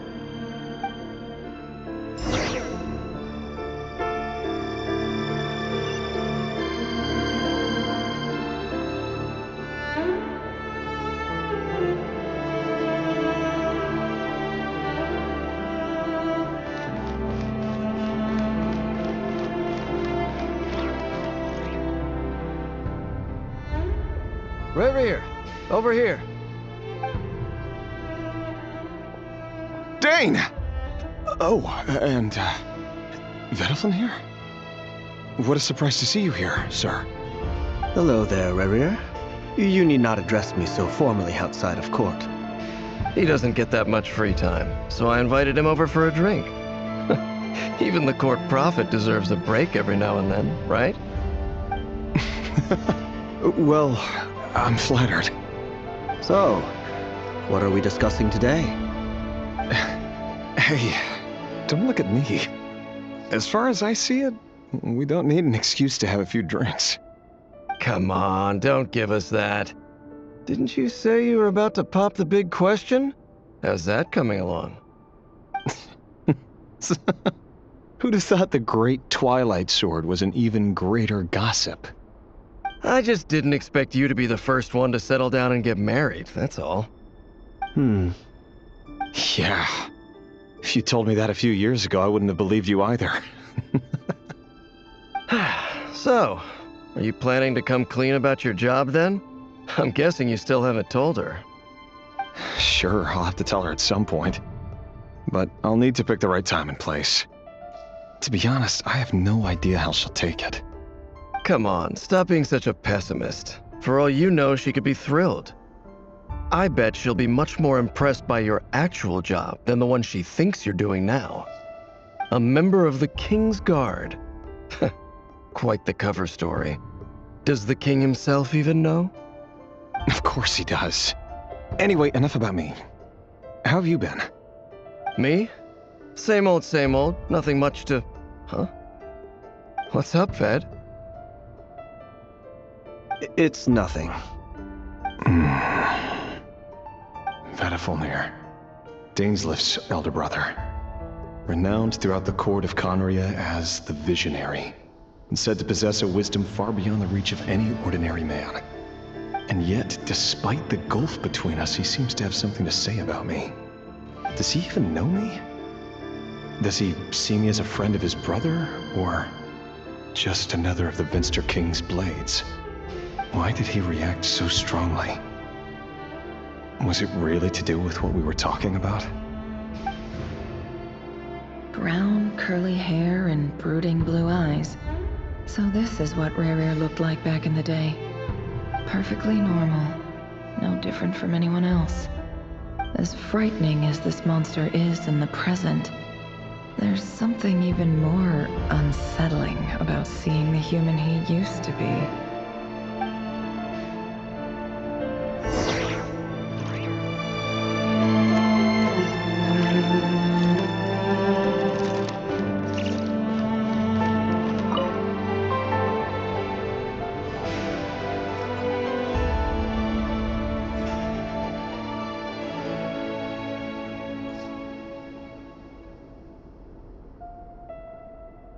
Felindis?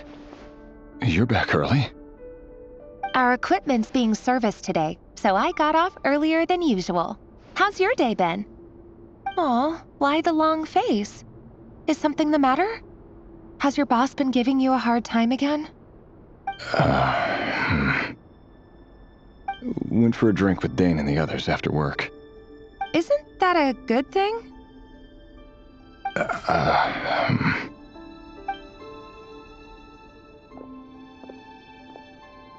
Vedifenir showed up today, too.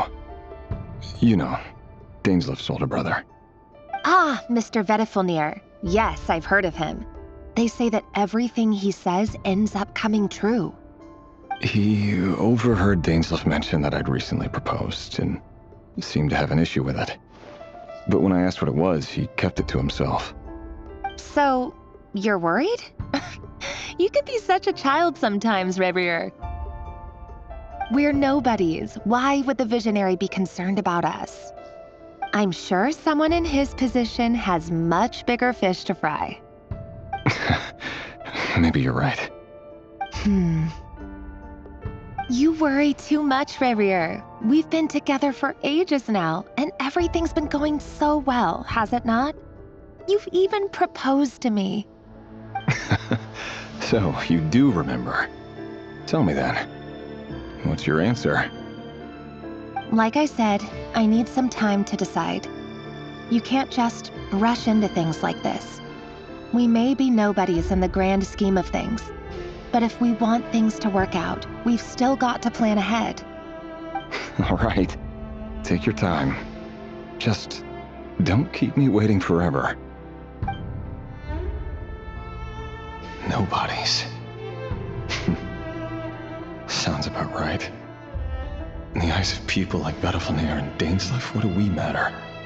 Can someone whose gaze is so fixed on a far-flung future even see the present clearly?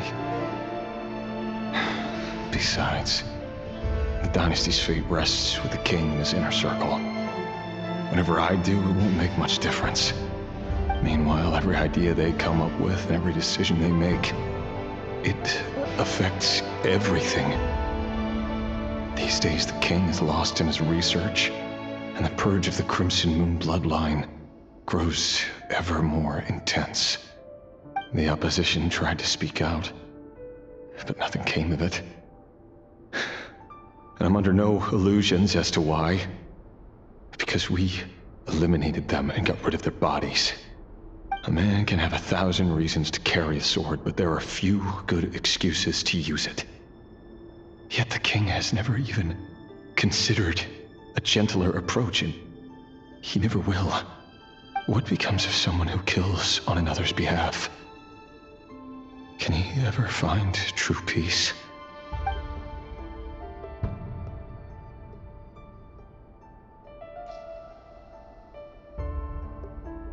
Felindis,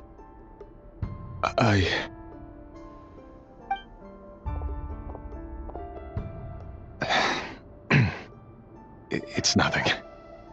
You were right. Fate has never smiled upon nobodies like us. But by the same token, it's unlikely to bear a grudge against us either. There's no reason we can't keep living happily together, cherishing the simple joys of each day as they come. See? You just need to stay positive, Revier. I can feel your warmth, your breath. You're right there, right by my side. Just seeing you makes me happy in a way I can't explain, and that's something that no one could ever take away from me. So smile, my love. Let go of that frown. You're right, Felindis. I've just been overthinking things. That's better. Getting caught up about things like this will only ruin our evening. Speaking of which, all set for the ball tonight? I need to go get ready. You go ahead. I just have a few things to take care of, then I'll come join you. Even busier than the big shots, huh? Fine, I'll go get started. But don't be late. If you keep me waiting too long, I won't be a happy bunny. Relax. I'll be there. Seriously, though, you drive a hard bargain. You're really gonna leave my proposal hanging and still expect me to take you to the ball? Well, that goes without saying. I already told everyone I'd be coming with a dance partner. Besides, they're two completely different things. Let's take it one thing at a time, all right? All right. White outfit it is. It seems like Rerir was deliberately hiding his ties to the intelligence services by giving the impression that he was just an ordinary member of the Venster King's Guard. He clearly doesn't want his would-be fiancée to know about his other life. Then again, that's hardly surprising. People in the intelligence trade rarely do. Who'd have thought we were in the same line of work? Let's dig a little deeper.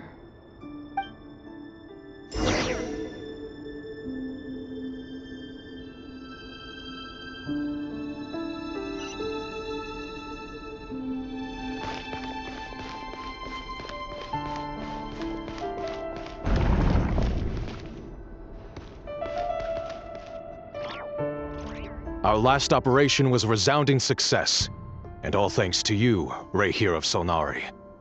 In total, we apprehended 32 dregs of the Crimson Moon, and 67 accomplices.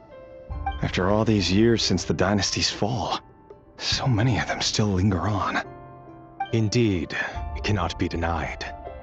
Yet it was destiny that the Crimson Moon should be overcome by the eclipse, and that His Majesty, the all-seeing Venster King, now guides our nation on the path to prosperity.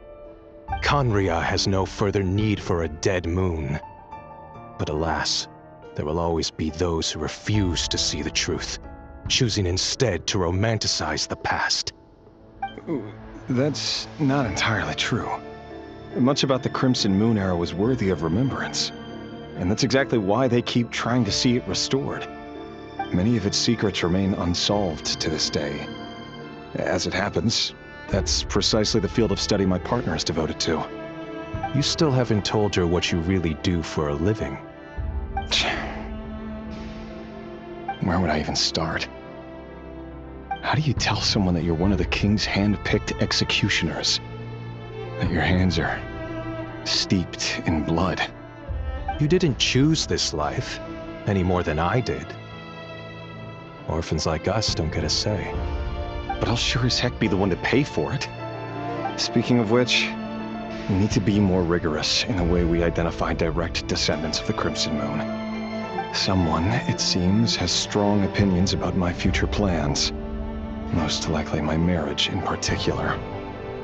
I have a feeling that we may soon become targets of the Crimson Moon's retribution. Your concerns are not unfounded. They've taken out many of our colleagues these past few years, and for that very reason. These are no helpless lambs we're leading to the slaughter. They're wolves in sheep's clothing. Take care, Ray here of Solnari. I look forward to toasting you at your wedding.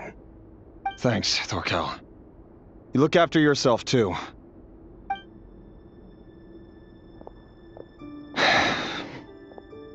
Thelindis, I never wanted to keep this from you. You're the last person I would ever want to lie to. But that's exactly why I can't tell you everything. There are things you shouldn't know. Things you cannot know. The moonlit dynasties are a thing of the past. Yet even now, with the sun shining high in the sky, there are those who would call forth a dead moon's ghost. Could that be why Vedalfnir held back? Or was it because of some court secret he's not at liberty to share? I have to get a clear answer from him. No matter what happens, I will protect Thelindis. Rerir seems to be very concerned by Vedalfnir's reaction. Vedderfenir and Dainsleif, the Visionary and Twilight Sword. So that's what they were really like. I've investigated this whole area now. There doesn't seem to be any other memories here. Should I try somewhere else? Wait a second. What's this black smoke?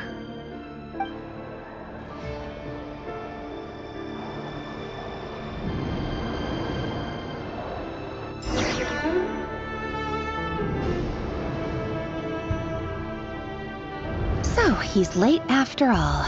Just you wait, Rerir. You're in for it. Big time. Are you waiting for someone, ma'am? Could I tempt you into buying some flowers? Oh, sure. Pick me out a pretty bunch if you would. Thank you. But I'm afraid none of them are as pretty as you. For someone so young, you sure have a way with words, don't you? I'm only telling the truth. Look me in the eyes. You'll see I'm not lying. May we have a word in private? Who are you? And what do you want? It doesn't matter who I am. Too many of our kind have fallen lately, so I decided to take the risk of reaching out. Not long ago, the Ray here of Solnari led an assault on one of our strongholds. We suffered many casualties, and many who came to our aid lost their lives as well. Sorry, I don't know why you're telling me this. And I don't want to get involved. Wait, hear me out. This time we finally got a clear look at his face and learned his true identity. His name is Rerir, and he claims to be one of the King's guards. What did you say? A cruel irony, isn't it? The man you're set to marry leads a double life as a brutal executioner. But surely, you must have caught a whiff of the blood on his hands. Why are you telling me all of this now? Simple. It's because... How strange. Rerir was nowhere to be seen in that memory. It clearly belonged to the Lindis. Rerir couldn't possibly know what happened if he wasn't even there. Why would her memories appear in his fragment? The ceremony won't last much longer. I think it's time to call it a day.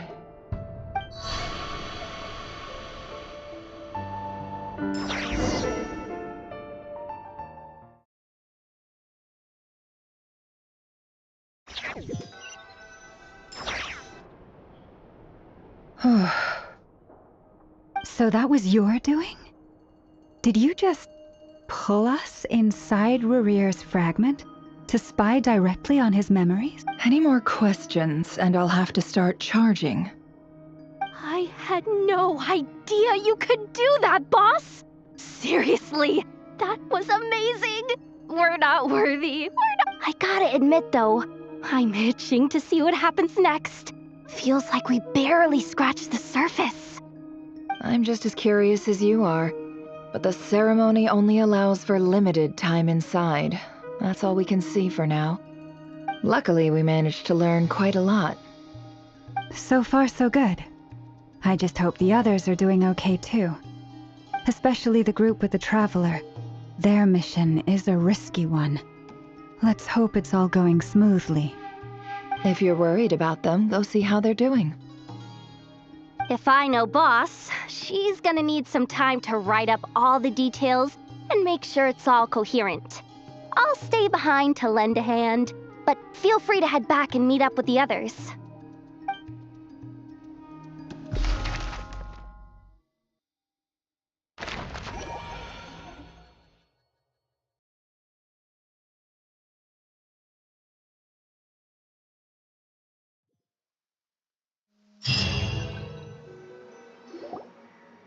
Oh, they've been prowling around for nearly 2 days now. These things just won't quit. Oh, they might not have seen us yet, but them constantly sweeping the area, our way out is completely blocked. Oh, that's never gonna work. One little slip up and it's game over.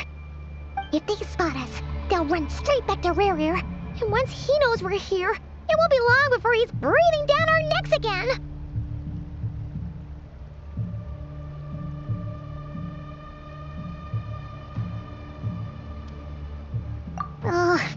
guess you're right. All right. Time to zip it.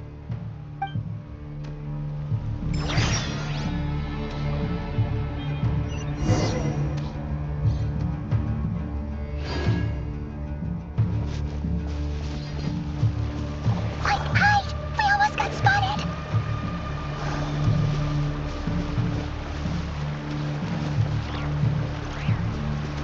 Phew. That was a close call.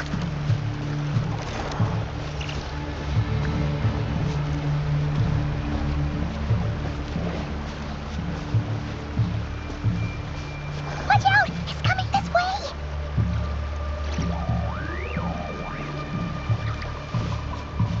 Keep going. We're nearly there. This is the final hurdle.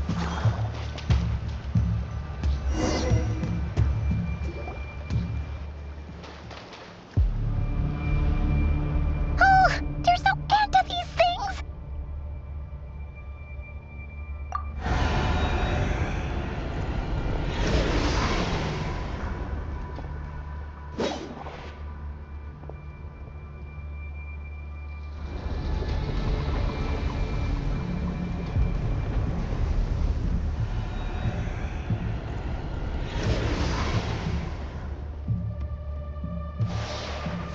Fire.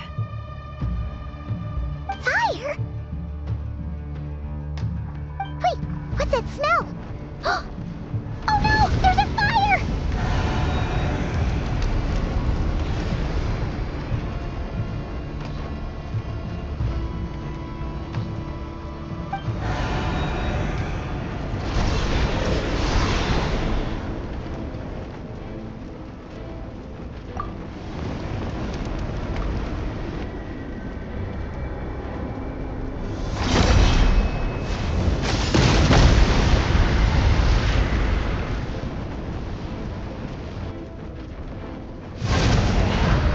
Sandrone was right. You look weak, Columbina. The old you would never have let such lowly creatures bar your way. Word has it that you did something for the Tsaritsa, and that's why you've lost most of your power. Freedom comes at a heavy price, doesn't it? It's Arlecchino! You came! Hello again, Columbina. And greetings, guests of the House of the Hearth. It's been a while, Arlecchino.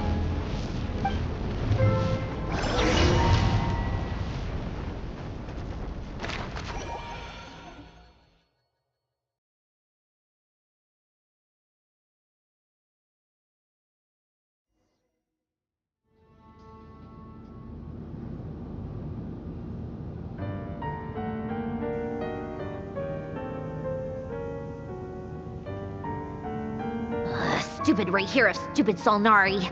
Ugh, whatever. I've got all the data I need. Next time we meet, you're finished.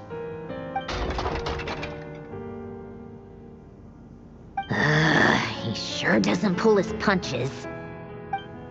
Excuse me, do you need a hand? You can do me a favor by staying out of my way. Can't you see I'm busy? Wait a minute. I recognize that voice. Hello, Miss Sandrone. Father sent us over to help. How considerate of her. Hey, Fremine, get over here and help me fix this. Lenny, you do your thing. Just keep your sister away from my machines. Nearly every machine that Catgirl touches ends up going haywire. Go put her on cleaning duty or something.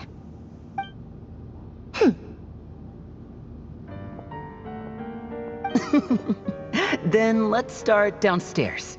Fremine, we'll leave this place to you. You've got it.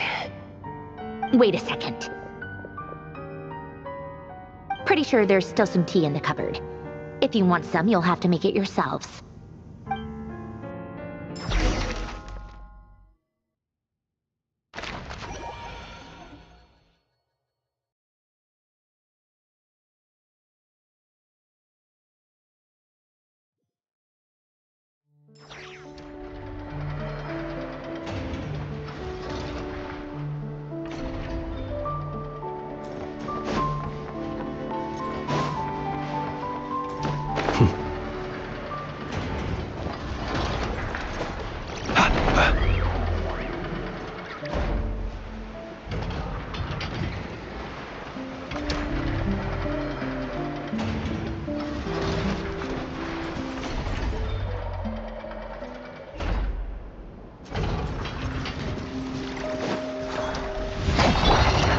children to death. The danger was sealed. Seems like an emergency. Decided by destiny. Let me weave you a verse. Be silent. Night falls. Observe.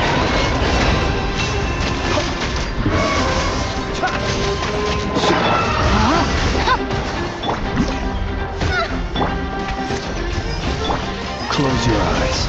Be silent.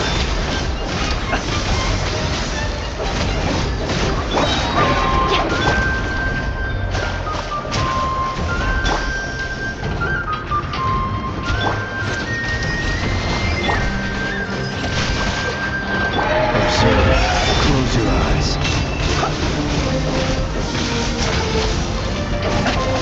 Fate is upon you. A bitter pill to swallow.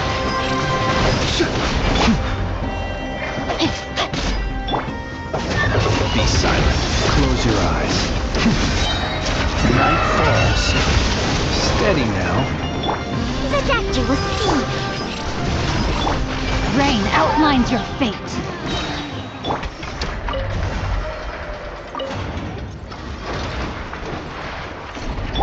A bitter pill to swallow.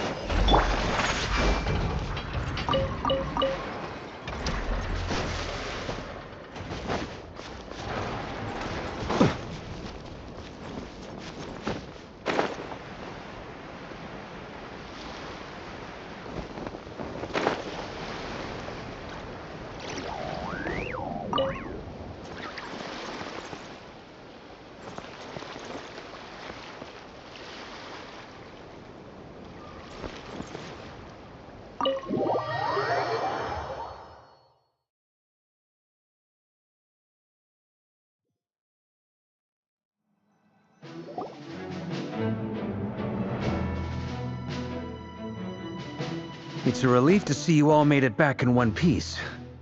Huh? Feels like there's quite a few people missing. Where's Flint's and the others? And what about Nefer? I returned ahead of them. Flint is helping Ino and Anefa to set up the decoys and buy us some time. As for Miss Nefer... Boss is still wrapping things up on her end. She sent us back to fill you all in on the top secret intel we've been gathering. I see. Then let's get right into it. But first, who do we have here? You brought someone else in to help? Greetings. I was invited here to help as a longtime Tea Party companion of Columbina's. You may call me Arlecchino. Surely it can't be. Those eyes. Oh, where have I seen them before? Wait, of course. In those memories we just saw. The only Arlecchino I know is the fourth of the F2P Harbingers. So either you share a pretty uncommon name, or you're more than just a Tea Party buddy. You're well informed, Grandmaster. A man from Mondstadt living all the way out here in Nodcry, and yet the people and affairs of Snezhnaya seem to hold a special place in your heart. Oh, the feeling's mutual. Sounds like you know all about who I am, too. A F2P Harbinger. The atmosphere in here just got really tense. Guess we can't just start trusting F2P Harbingers, even at a time like this. I must admit, though, I'm a little curious. Seeing as the Moon Goddess no longer belongs to the F2P, what makes you so willing to put your neck on the line here? Nor does Nodcry belong to Mondstadt, Mr. Varka. Yet still, you're fighting for it all the same. Things don't always have to have a tangible payoff. Sometimes, stopping things from spiraling out of control is a higher priority than chasing the spoils of victory. Of course, I can't say there's nothing in it for me at all. But that's between Columbina and myself.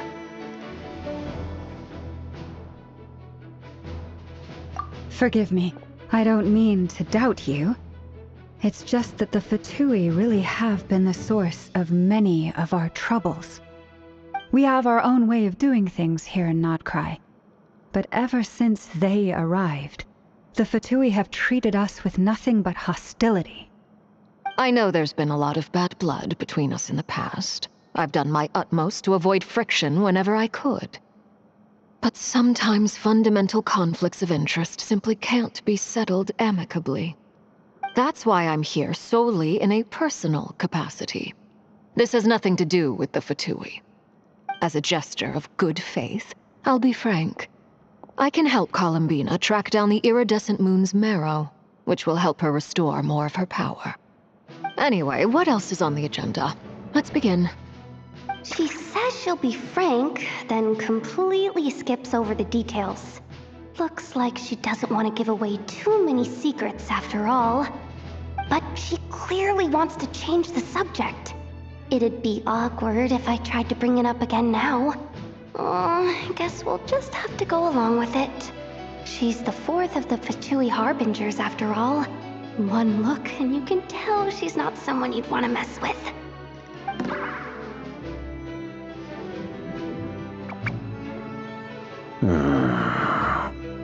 Well, since Miss Arlecchino sounds confident in her ability to handle that, we'll proceed to the next topic. Yehuda, time to share that top-secret intel. Alright, listen up everyone. First, we now know that Rerir was originally a Conrian secret agent whose primary mission was to hunt down and assassinate the so-called Dregs of the Crimson Moon. The Dregs of the Crimson Moon? Mm-hmm. In the memories, there was a lot of talk about the Crimson Moon and Eclipse, and a whole bunch of other stuff from the time of Conria.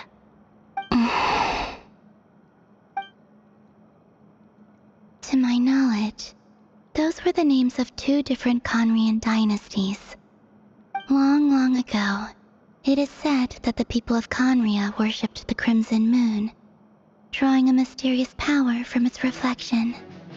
But one day, a coup saw the Crimson Moon eclipsed, hence the name of the new dynasty that replaced it, and how it became the new emblem of Conria. Still, long after the Crimson Moon dynasty had fallen, the last ruler of the Eclipse dynasty, the Vinster King, still coveted the secrets it left behind. So, he sent the Rehir of Solnari to secretly hunt down the Crimson Moon's few remaining followers. In those days, Rerir showed no signs of madness. In fact, he was as normal as any other person.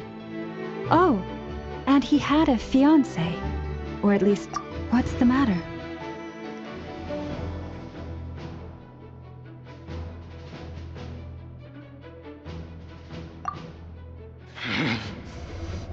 Verfnir, Rheindaughter,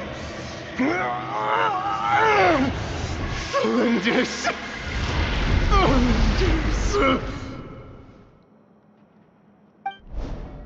Interesting. Anything else? What about this would-be fiancé of his? Do we know anything about her? Well, she was a researcher at the Universitas Magistrorum, but it felt like she was hiding some kind of secret. Oh, and one more thing. For some reason, Rerir's fragment also contains some of Thelindis' memories, though only a very small portion. Well, no shortage of potential leads, I'll give you that. In any case, it sounds like we can conclude that while Thelindis was still around, Rerir appeared to be lucid and quite normal.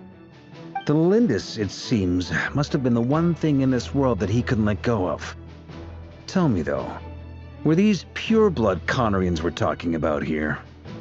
Why do you need to know that? Hold on.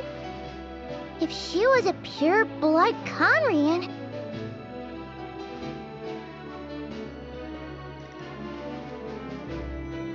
Oh yeah! Just like how it was with the captain! If we could somehow find her, do you think there's any chance Rerir might regain some of his sanity? It's possible, but it would take a miracle.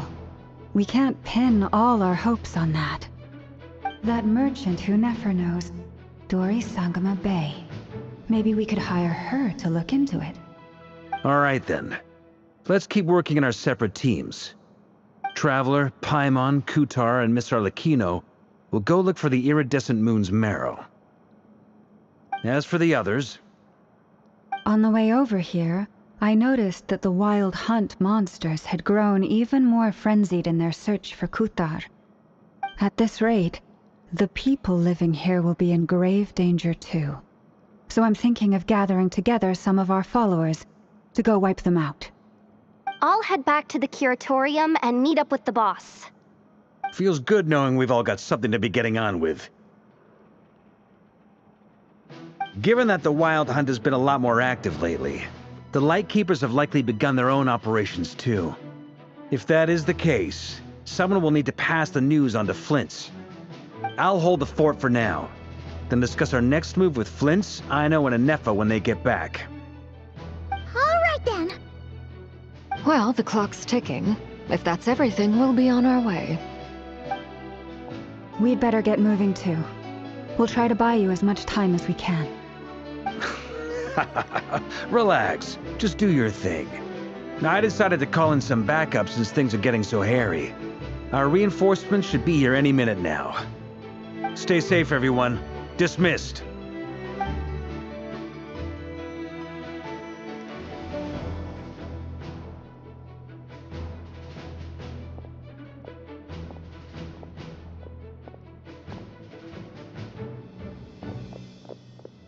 We're back. Did we get here a little early? Or a little late? A tad late. The others have already set off. To summarize, our resident moon goddess has found us a new ally, and Boss Nefer has uncovered some promising info. Everything going smoothly on your end? Not great. I don't know how long we can stall them for. The decoys are getting taken out way faster than we imagined. I'm gonna make some more later, but I need a timeout first. I'm so tired right now. Oh, right! Anefa, could you fill in Uncle Varka on what we just discussed with Flint's? Sure. Uncle Varka, you previously told us about how when you went to investigate a source of the Wild Hunt in Amspartnir, you discovered that it was just a diversion. But according to Flint's intel, several outbreaks of the Wild Hunt had already occurred in Nodcry in the period leading up to that. That was before Rerir had regained his body, when he was far from regaining his full strength. In other words, in theory at least, he still lacked the means to act in two places at once.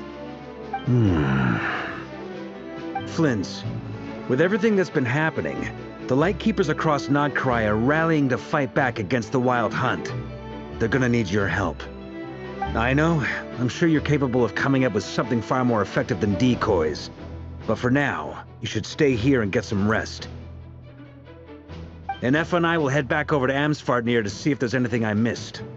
I told you Uncle Varka would say that, didn't I? A deal is a deal. Not a word about my snack intake for the next week. Database updated. Reliability of Aino's predictions increased. What does that mean?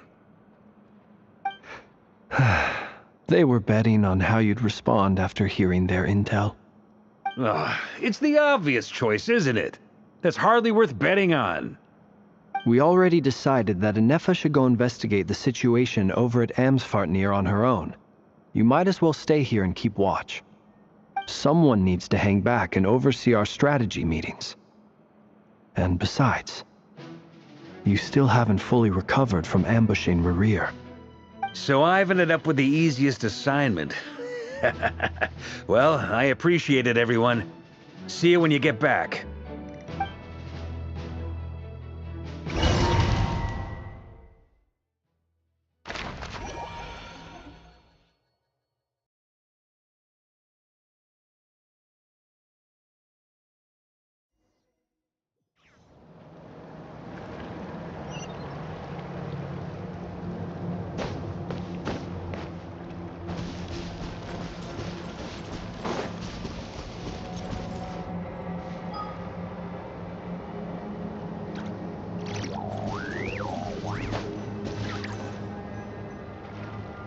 Here, this will serve as a good spot to cross over. I'll since you brought us all this way, we still haven't got the slightest idea what's going on here. And if even Columbina doesn't know where the iridescent moon's marrow is, how do you? Simple.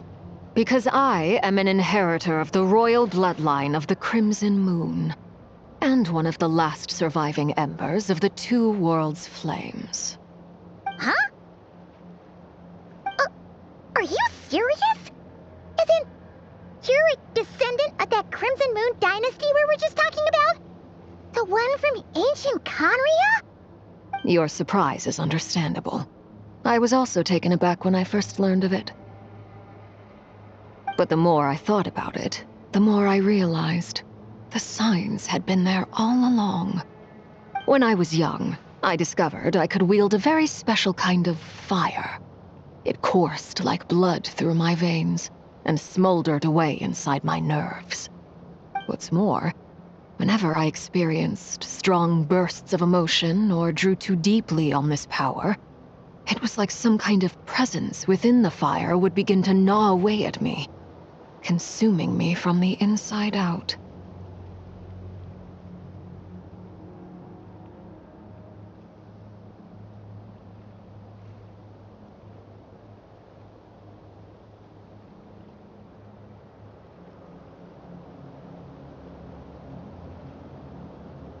Exactly.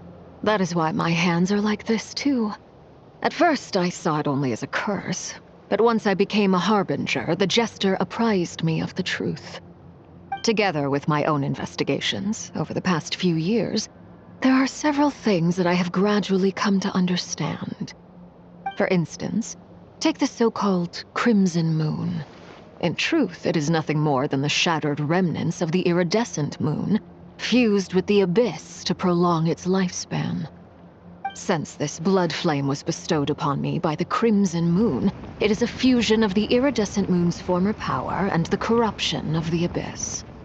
You all understand the nature of the abyss well enough. I draw upon its power, and in return, it hungers for my soul.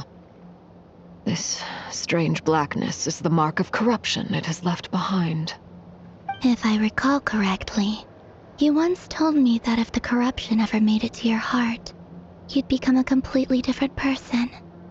Yes, and that's the reason I'm always careful not to push my power too far. It's essentially a never-ending tug of war. Oh, sounds intense. Anyway, the rest of my story can wait. Is there anything else about the Crimson Moon or the Iridescent Moon that you're unclear about? Paimon has a question. So, the Crimson Moon that the Carians used to worship was actually the Iridescent Moon, right? Which was one of the three Moon Sisters. Does that mean that the Carians were to the Crimson Moon as the Frost Moon Scions are to the Frost Moon? So much of that history has been lost. We have no way of knowing exactly what they were like. But I would suspect that the Conrians weren't as devout in their moon worship as it might appear. The iridescent moon's remains simply served as their link to the abyss. Later on, perhaps someone discovered a way to make direct contact with the abyss. Or maybe there was some kind of ideological divide. Either way, a dissenting faction staged a coup and drove out the royal heirs of the Crimson Moon dynasty. Still, even with the dark sun looming high overhead, the Crimson Moon's glow never truly faded. If you want living proof, it's standing right before you.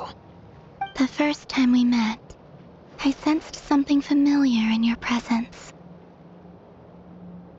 When I looked at you, I felt I could see that mysterious red moon in the corner of my eye. In your flames, I saw its broken image, surrounded by a strange black aura. Well, I appreciate that you kept it to yourself. Much about the Crimson Moon is still a mystery, and I'd prefer not to end up as the object of an insane research project. Anyway, time is against us here, so if there's any other questions, they'll have to wait. I just want to make sure I've got one thing straight. In her letter, Sandrone mentioned that since you are unable to contain the iridescent moon's marrow yourself, you intend to leave it in my custody. correct? That's right. For now, it's the only way I can pay you back for your help. The iridescent moon is already part of who you are, so with its marrow in your possession, you'll be even more powerful than before. Deal. Then let's get started. Get what started? What does this place have to do with the Crimson Moon? When I first became a Harbinger, the Jester gave me a book called Paranhari, also known as Leobranto Innamorato. You should be able to buy a copy next time you're in Fontaine. It's a love story set in the Crimson Moon era, but setting aside the tangled romances of its characters, it also records a few interesting details. In the Crimson Moon era, or so the story goes, there was an orphanage that received children from beyond the bounds of this world, and subjected them to a peculiar induction ceremony. Beyond the bounds of this world? For real? And what kind of induction ceremony? The Crimson Moon sages looked beyond this world for beings with powers that surpassed the gods.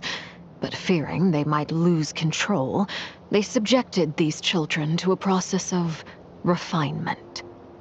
They made these children crawl up a fireplace and kept asking them, "Have you died? Did you see it?"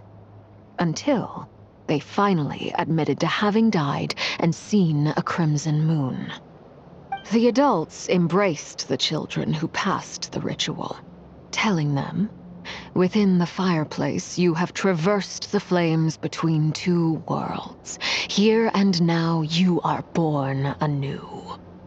The book leaves much unsaid, but I suspect that this was their way of branding the children they had enrolled, leaving an indelible mark upon them so that they would forever live in the Crimson Moon's light.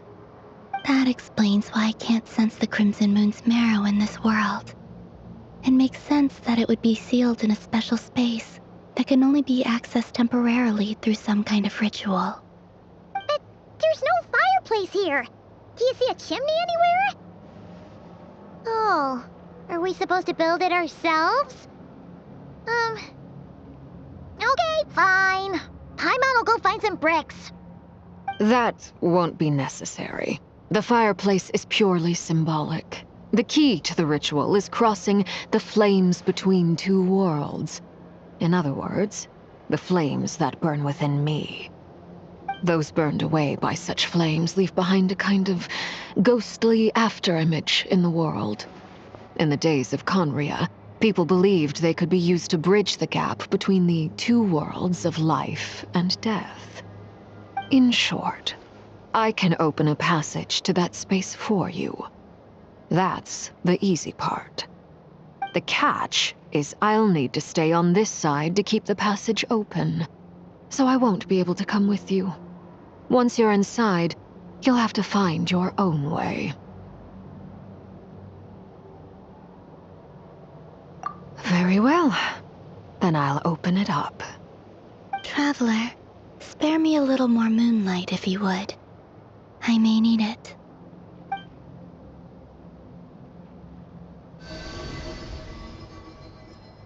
Thank you. I feel like I've recovered some of my strength now. It should be enough to move us across short distances and confront whatever dangers might await.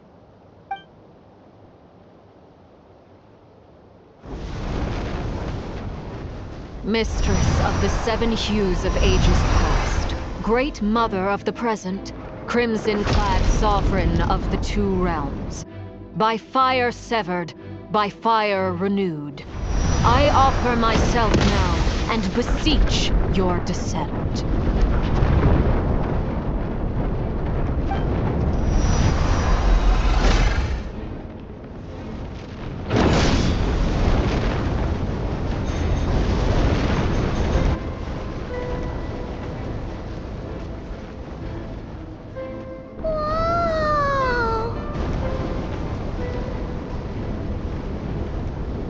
One word of advice. As you're crossing over, no matter what voices you hear, do not answer. God what? I sense a sinister gloom inside, but also the familiar light of the moon. I feel that I am about to meet an old friend who has changed beyond all recognition. All right, let's go.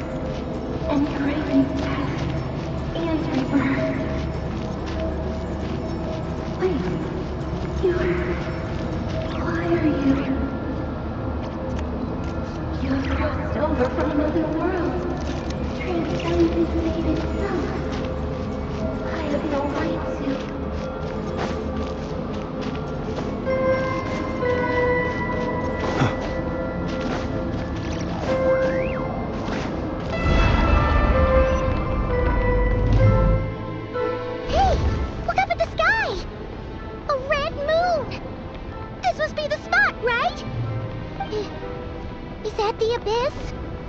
It's practically filled the entire place. What now? What a tragic sight. Fragments of your broken body, seized by the abyss and hung up aloft like mummified remains. Iridescent moon, was this truly what you wished for? Careful! There's something spooky about this place. Feels like something is lurking in the fog. Haimon's right behind you. Whatever you do, don't run up without her.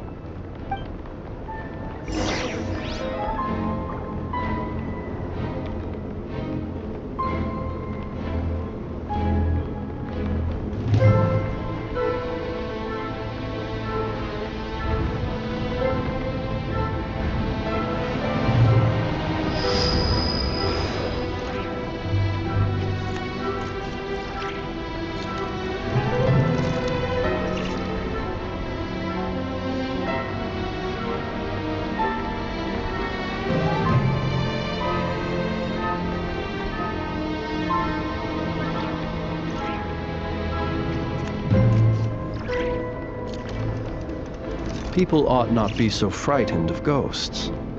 They are merely talking shadows, chattering away endlessly about their past affairs.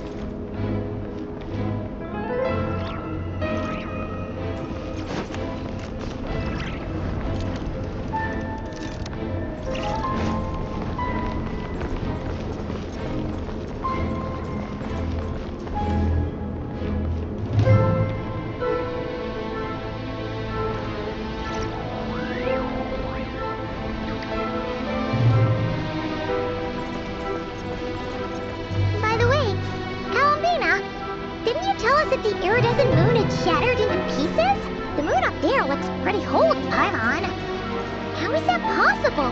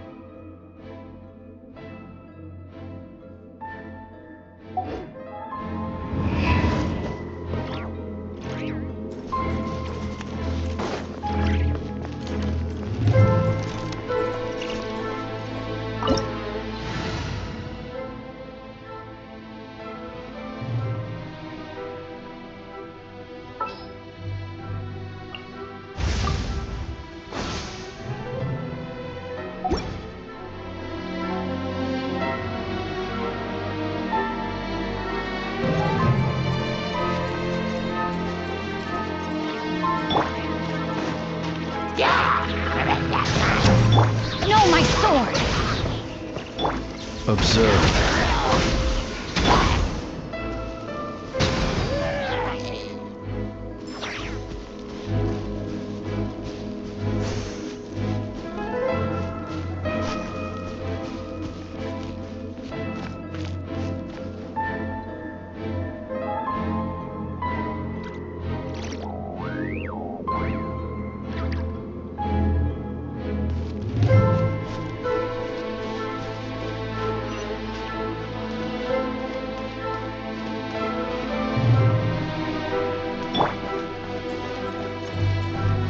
Just like I thought.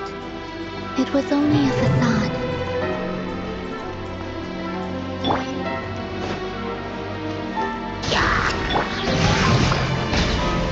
Witness the power of Gugwa!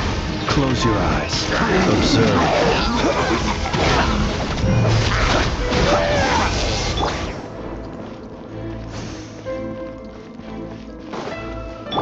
Mind the side effects.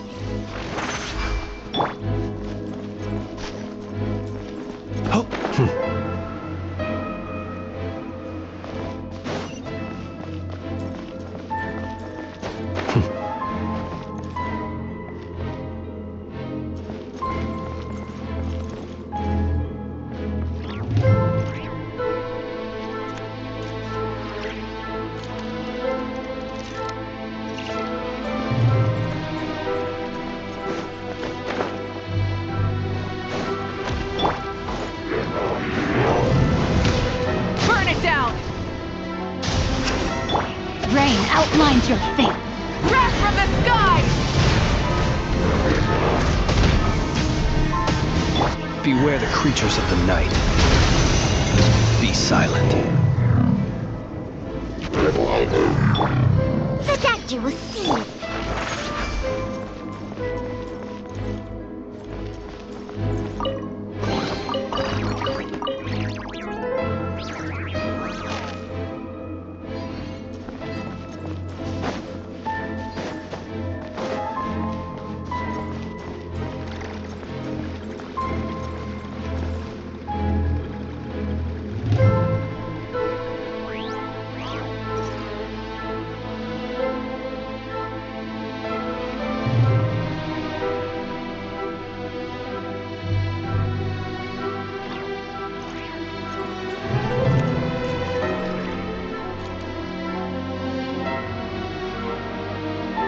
Huh?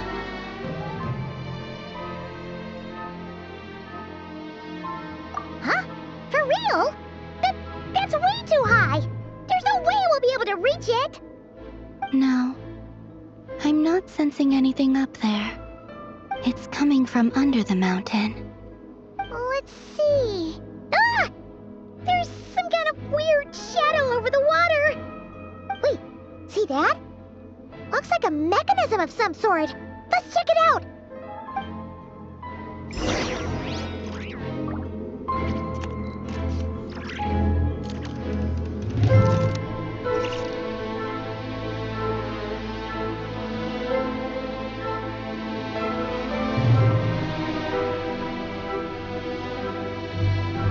Let us have a modicum of patience for the richness and complexity of humanity. The wanton cruelty of the few is not worth our ire.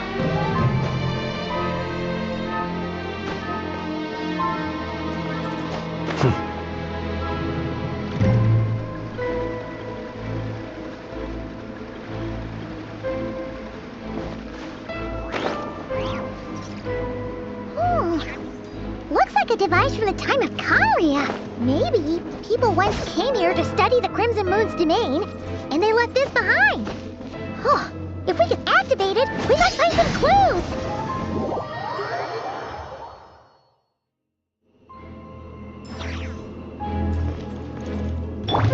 Mind the side effects.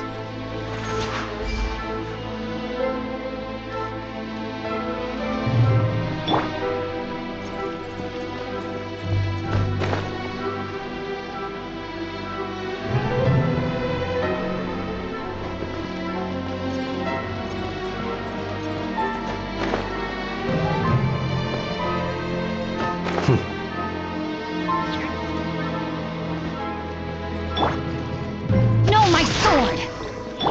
Rise with the sun! Observe.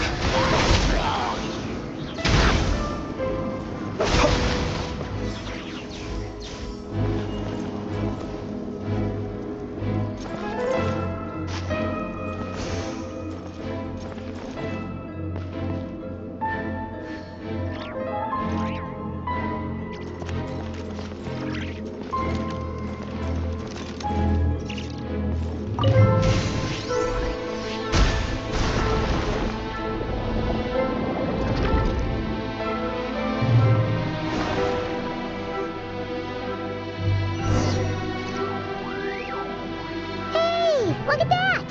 Now that the mechanism's running, the shadow in the water looks different. Do you think these mechanisms might be the key to unlocking the secret? Let's try to find more of them! Thelindis, we'll leave the rest of the research in your hands. We'll be heading back now. I hope this isn't ruining date night. Ugh. Mind your own business. Just leave me some snacks on the table. Thelindis? Is it Rirur's girlfriend? How come we're hearing her voice here? Oh yeah! So, do you think she was studying this strange space all along? The Abyss has made this space extremely unstable. Maybe that's why some of the things she said and did were preserved here. Like echoes. Or after images. Whenever I see this view, it takes me back to a poem from my childhood. Waning moon, oh lifeless damsel, weeping on the mountain crest. Mourning still in wistful tone, her fragile soul now laid to rest. For me, of all people, to be here investigating the mysteries of the Crimson Moon space. Is it a coincidence? Or something more?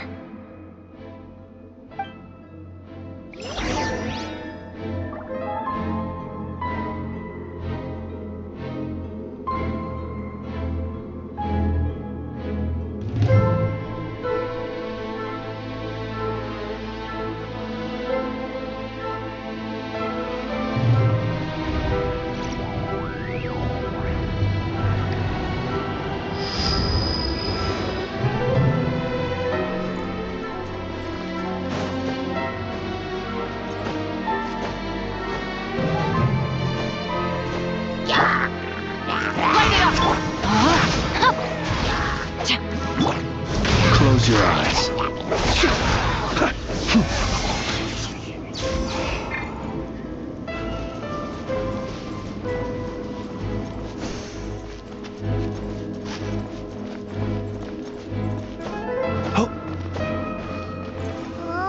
Looks like the Abyss has messed up this mechanism. We need to find a way to get it working again. Let's see if there are any other devices nearby.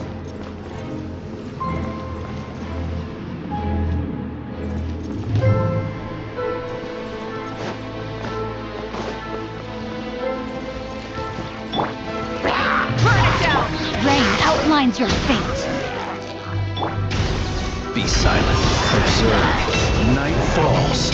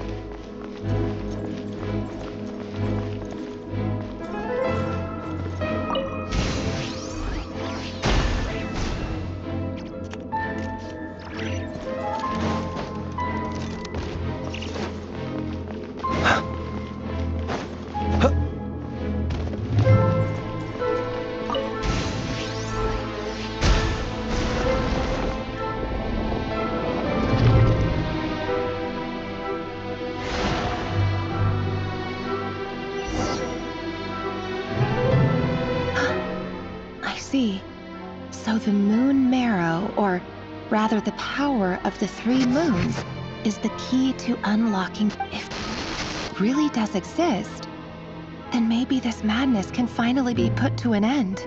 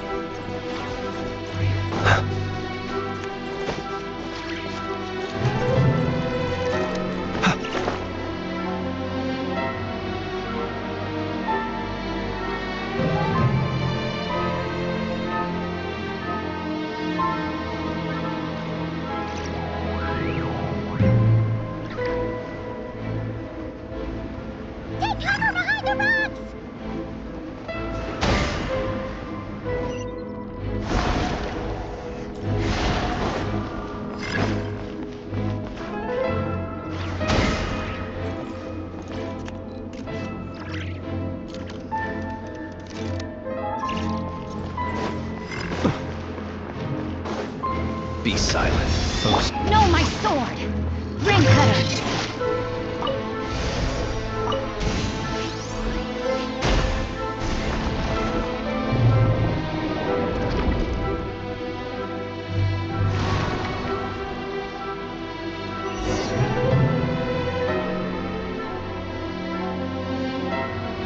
With the Abyss inhibitors in place, I should be able to access the chamber with the moon marrow. Oh, Revier, with every step you take, you're drifting further from what you truly desire. But you're not the root of the problem. Ever since that outsider set foot in Conria, the Vinster King has sunken deeper into madness. If only I could get my hands on that outsider.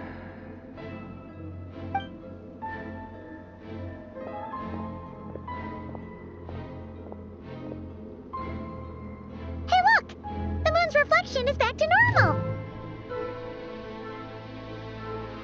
Elendis' voice mentioned a chamber with the moon marrow. Do you think maybe it's hidden in the moon's reflection? It must be. For within it, I sense the fragile aura of a dying soul. Then there's no time to lose! Let's go!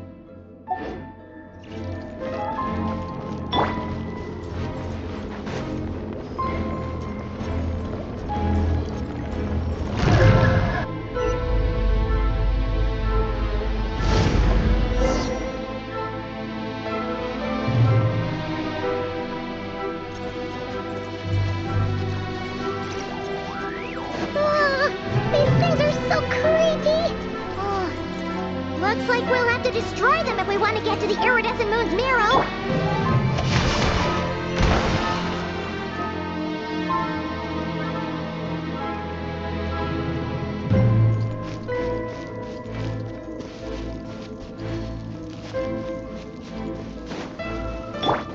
Be silent. Observe.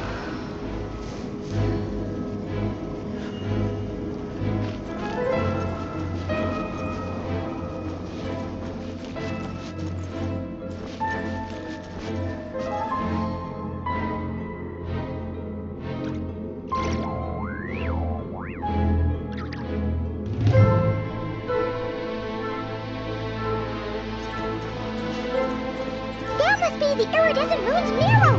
Oh, we'll need to destroy these things before we can reach it!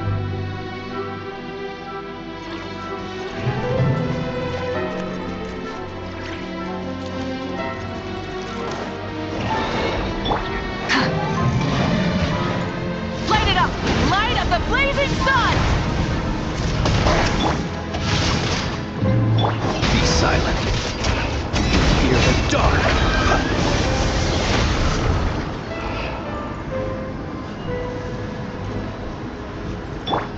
The doctor will see you now.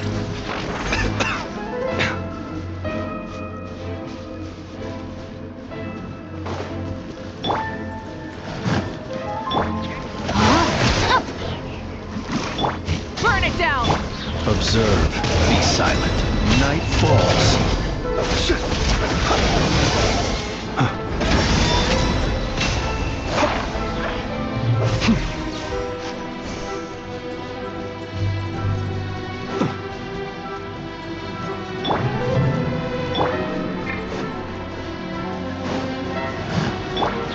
Rise with the sun! Pyroclastic surge!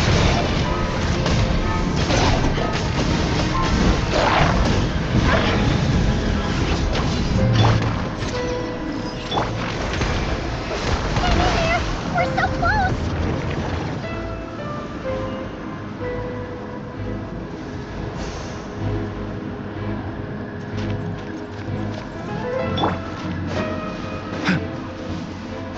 Mind the side effects. Remember, health comes first. Light it up! Witness the power of Gugwa! Know my sword!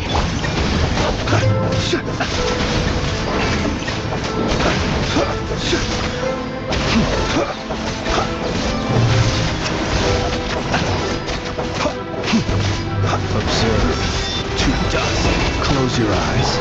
Rise with the sun! Light up the blazing sun! A bitter pill to swallow. Rain outlines your fate.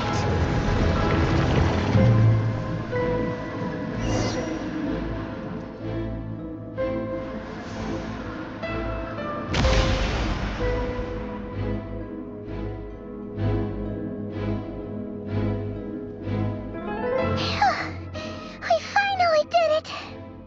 The iridescent moon's marrow, still burning away like an undying flame, yet now contaminated by the abyss.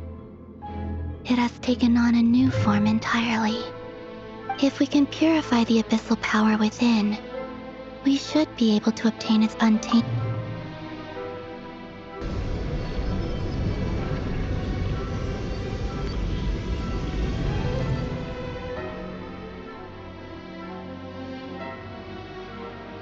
It's so cold.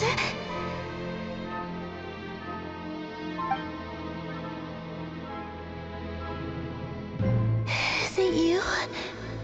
Are you here? Huh?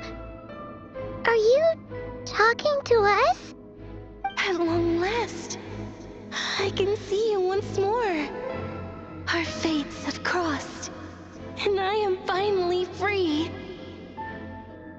I'm sorry, I lied to you. Even knowing what was to come, I still couldn't let go of the fear in my heart as death drew near. The moment the moon shattered, my body began to split apart piece by piece. Like I was being cut into pieces by 1,000 blunt blades. My thoughts scattered as the cold crept in, but I could not bear to fade away like that. Tell me, what was it that brought you to us all that time ago? If only I had possessed your courage, then I might have been spared this torment more painful than death. You look so puzzled. That's how I felt too when I first saw you. But trust me when I say that everything happens for a reason. Farewell, Hypo.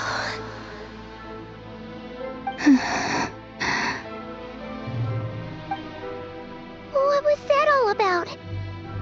Was that the goddess of the iridescent moon? Oh, it sounded like she was speaking to a long-lost friend. But none of us have ever met her before, right? Perhaps. She took me for the goddess of the frost moon she once knew.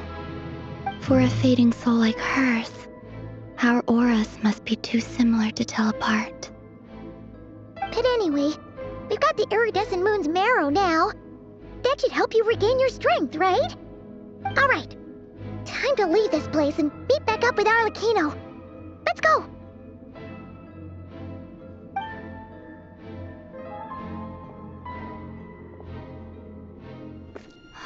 That's odd. This place looks different than when we came in. Waning moon. Huh? O lifeless damsel. Oh.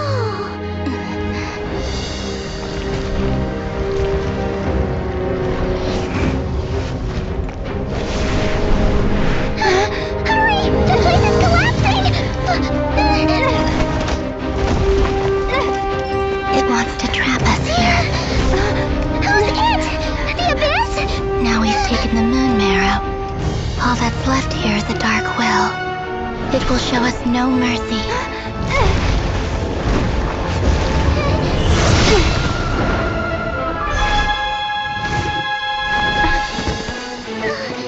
Give it back!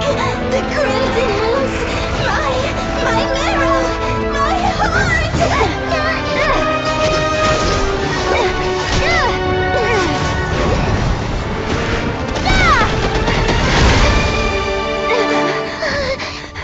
Finally! Huh? Oh no! The exit's blocked! They're back! Now what do we do? This is where you fall. Witness my rise. Hey, it's... What are you waiting for?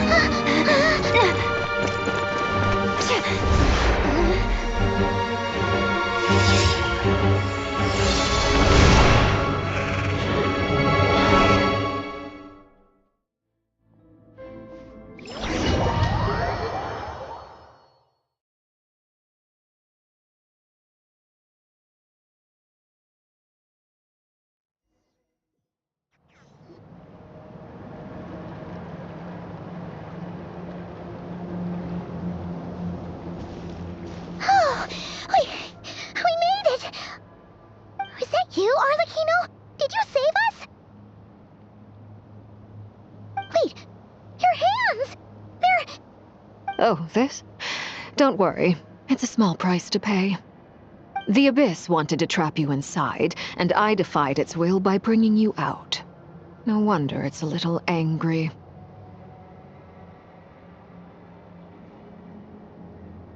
No. I have paid the price, albeit a small one, and it cannot be undone.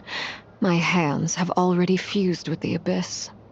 Purification would simply destroy whatever's left of them. But surely... Oh, we're so sorry, Arlecchino. Paimon can't believe you'd make a sacrifice like this for us.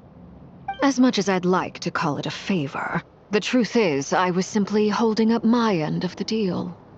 Well, Columbina. Yes, you did your part. And as promised, I will leave the iridescent moon's marrow in your care. From this day forth, May the two worlds' flames burn ever more brightly.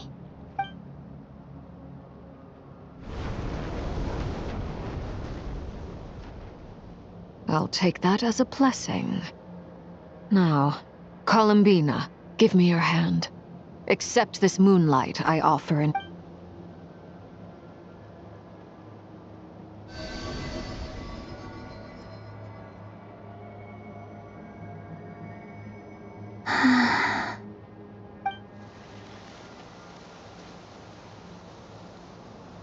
Feeling stronger?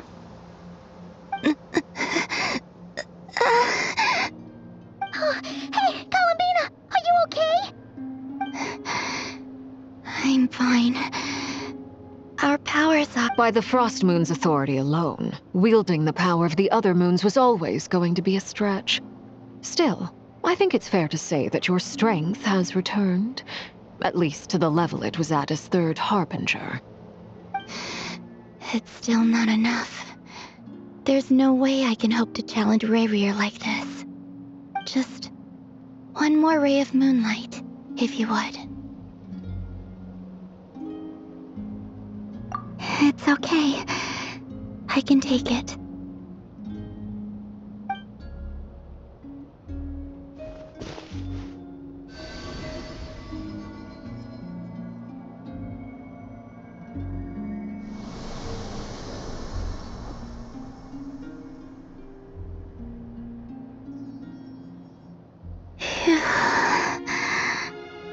How about now? Fighting fit? At the very least, I won't have to stay hidden like before. I want to see him gone from Nodcry. The Ray here of Solnari and his wild hunt must be sent back where they belong. Well, it's good to have something to aim for. You certainly seem more alive now than you did earlier. When I first met you, you didn't strike me as a ray of moonlight. More like a wisp of fog drifting in from who knows where, ready to scatter at the first sign of a breeze. But now, you're full of vitality, just like the Frost Moon, once the brightest of them all. May you keep shining, Columbina. This is who you are. Thank you. Look after yourself too, Arlecchino. I know you have plans of your own, and that's why you're always seeking to grow stronger. But whatever you're after, don't let the Abyss take a hold of you. I do not wish to see you go down the same path as Rayrier. I appreciate the concern, Columbina. Although perhaps it's time you took a new name. A new name? Kutar, the Moon Maiden, Columbina. They're nothing more than code names. They describe who she is and the roles she's played, but they're not her real name. We often use code names in the House of the Hearth, too. But it's knowing your real name that keeps you grounded. Up till now, you've been living a wandering life, so you've probably never really cared. All I'll say is this. Once you've defeated Rayrier, give it some thought. All right, that's it from me. I'll get you back safely first, then go meet up with Sandrone. You're the best!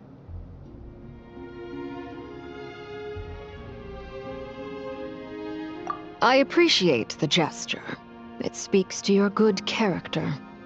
Anyway, let's get going. There are more urgent things to do right now than trade compliments.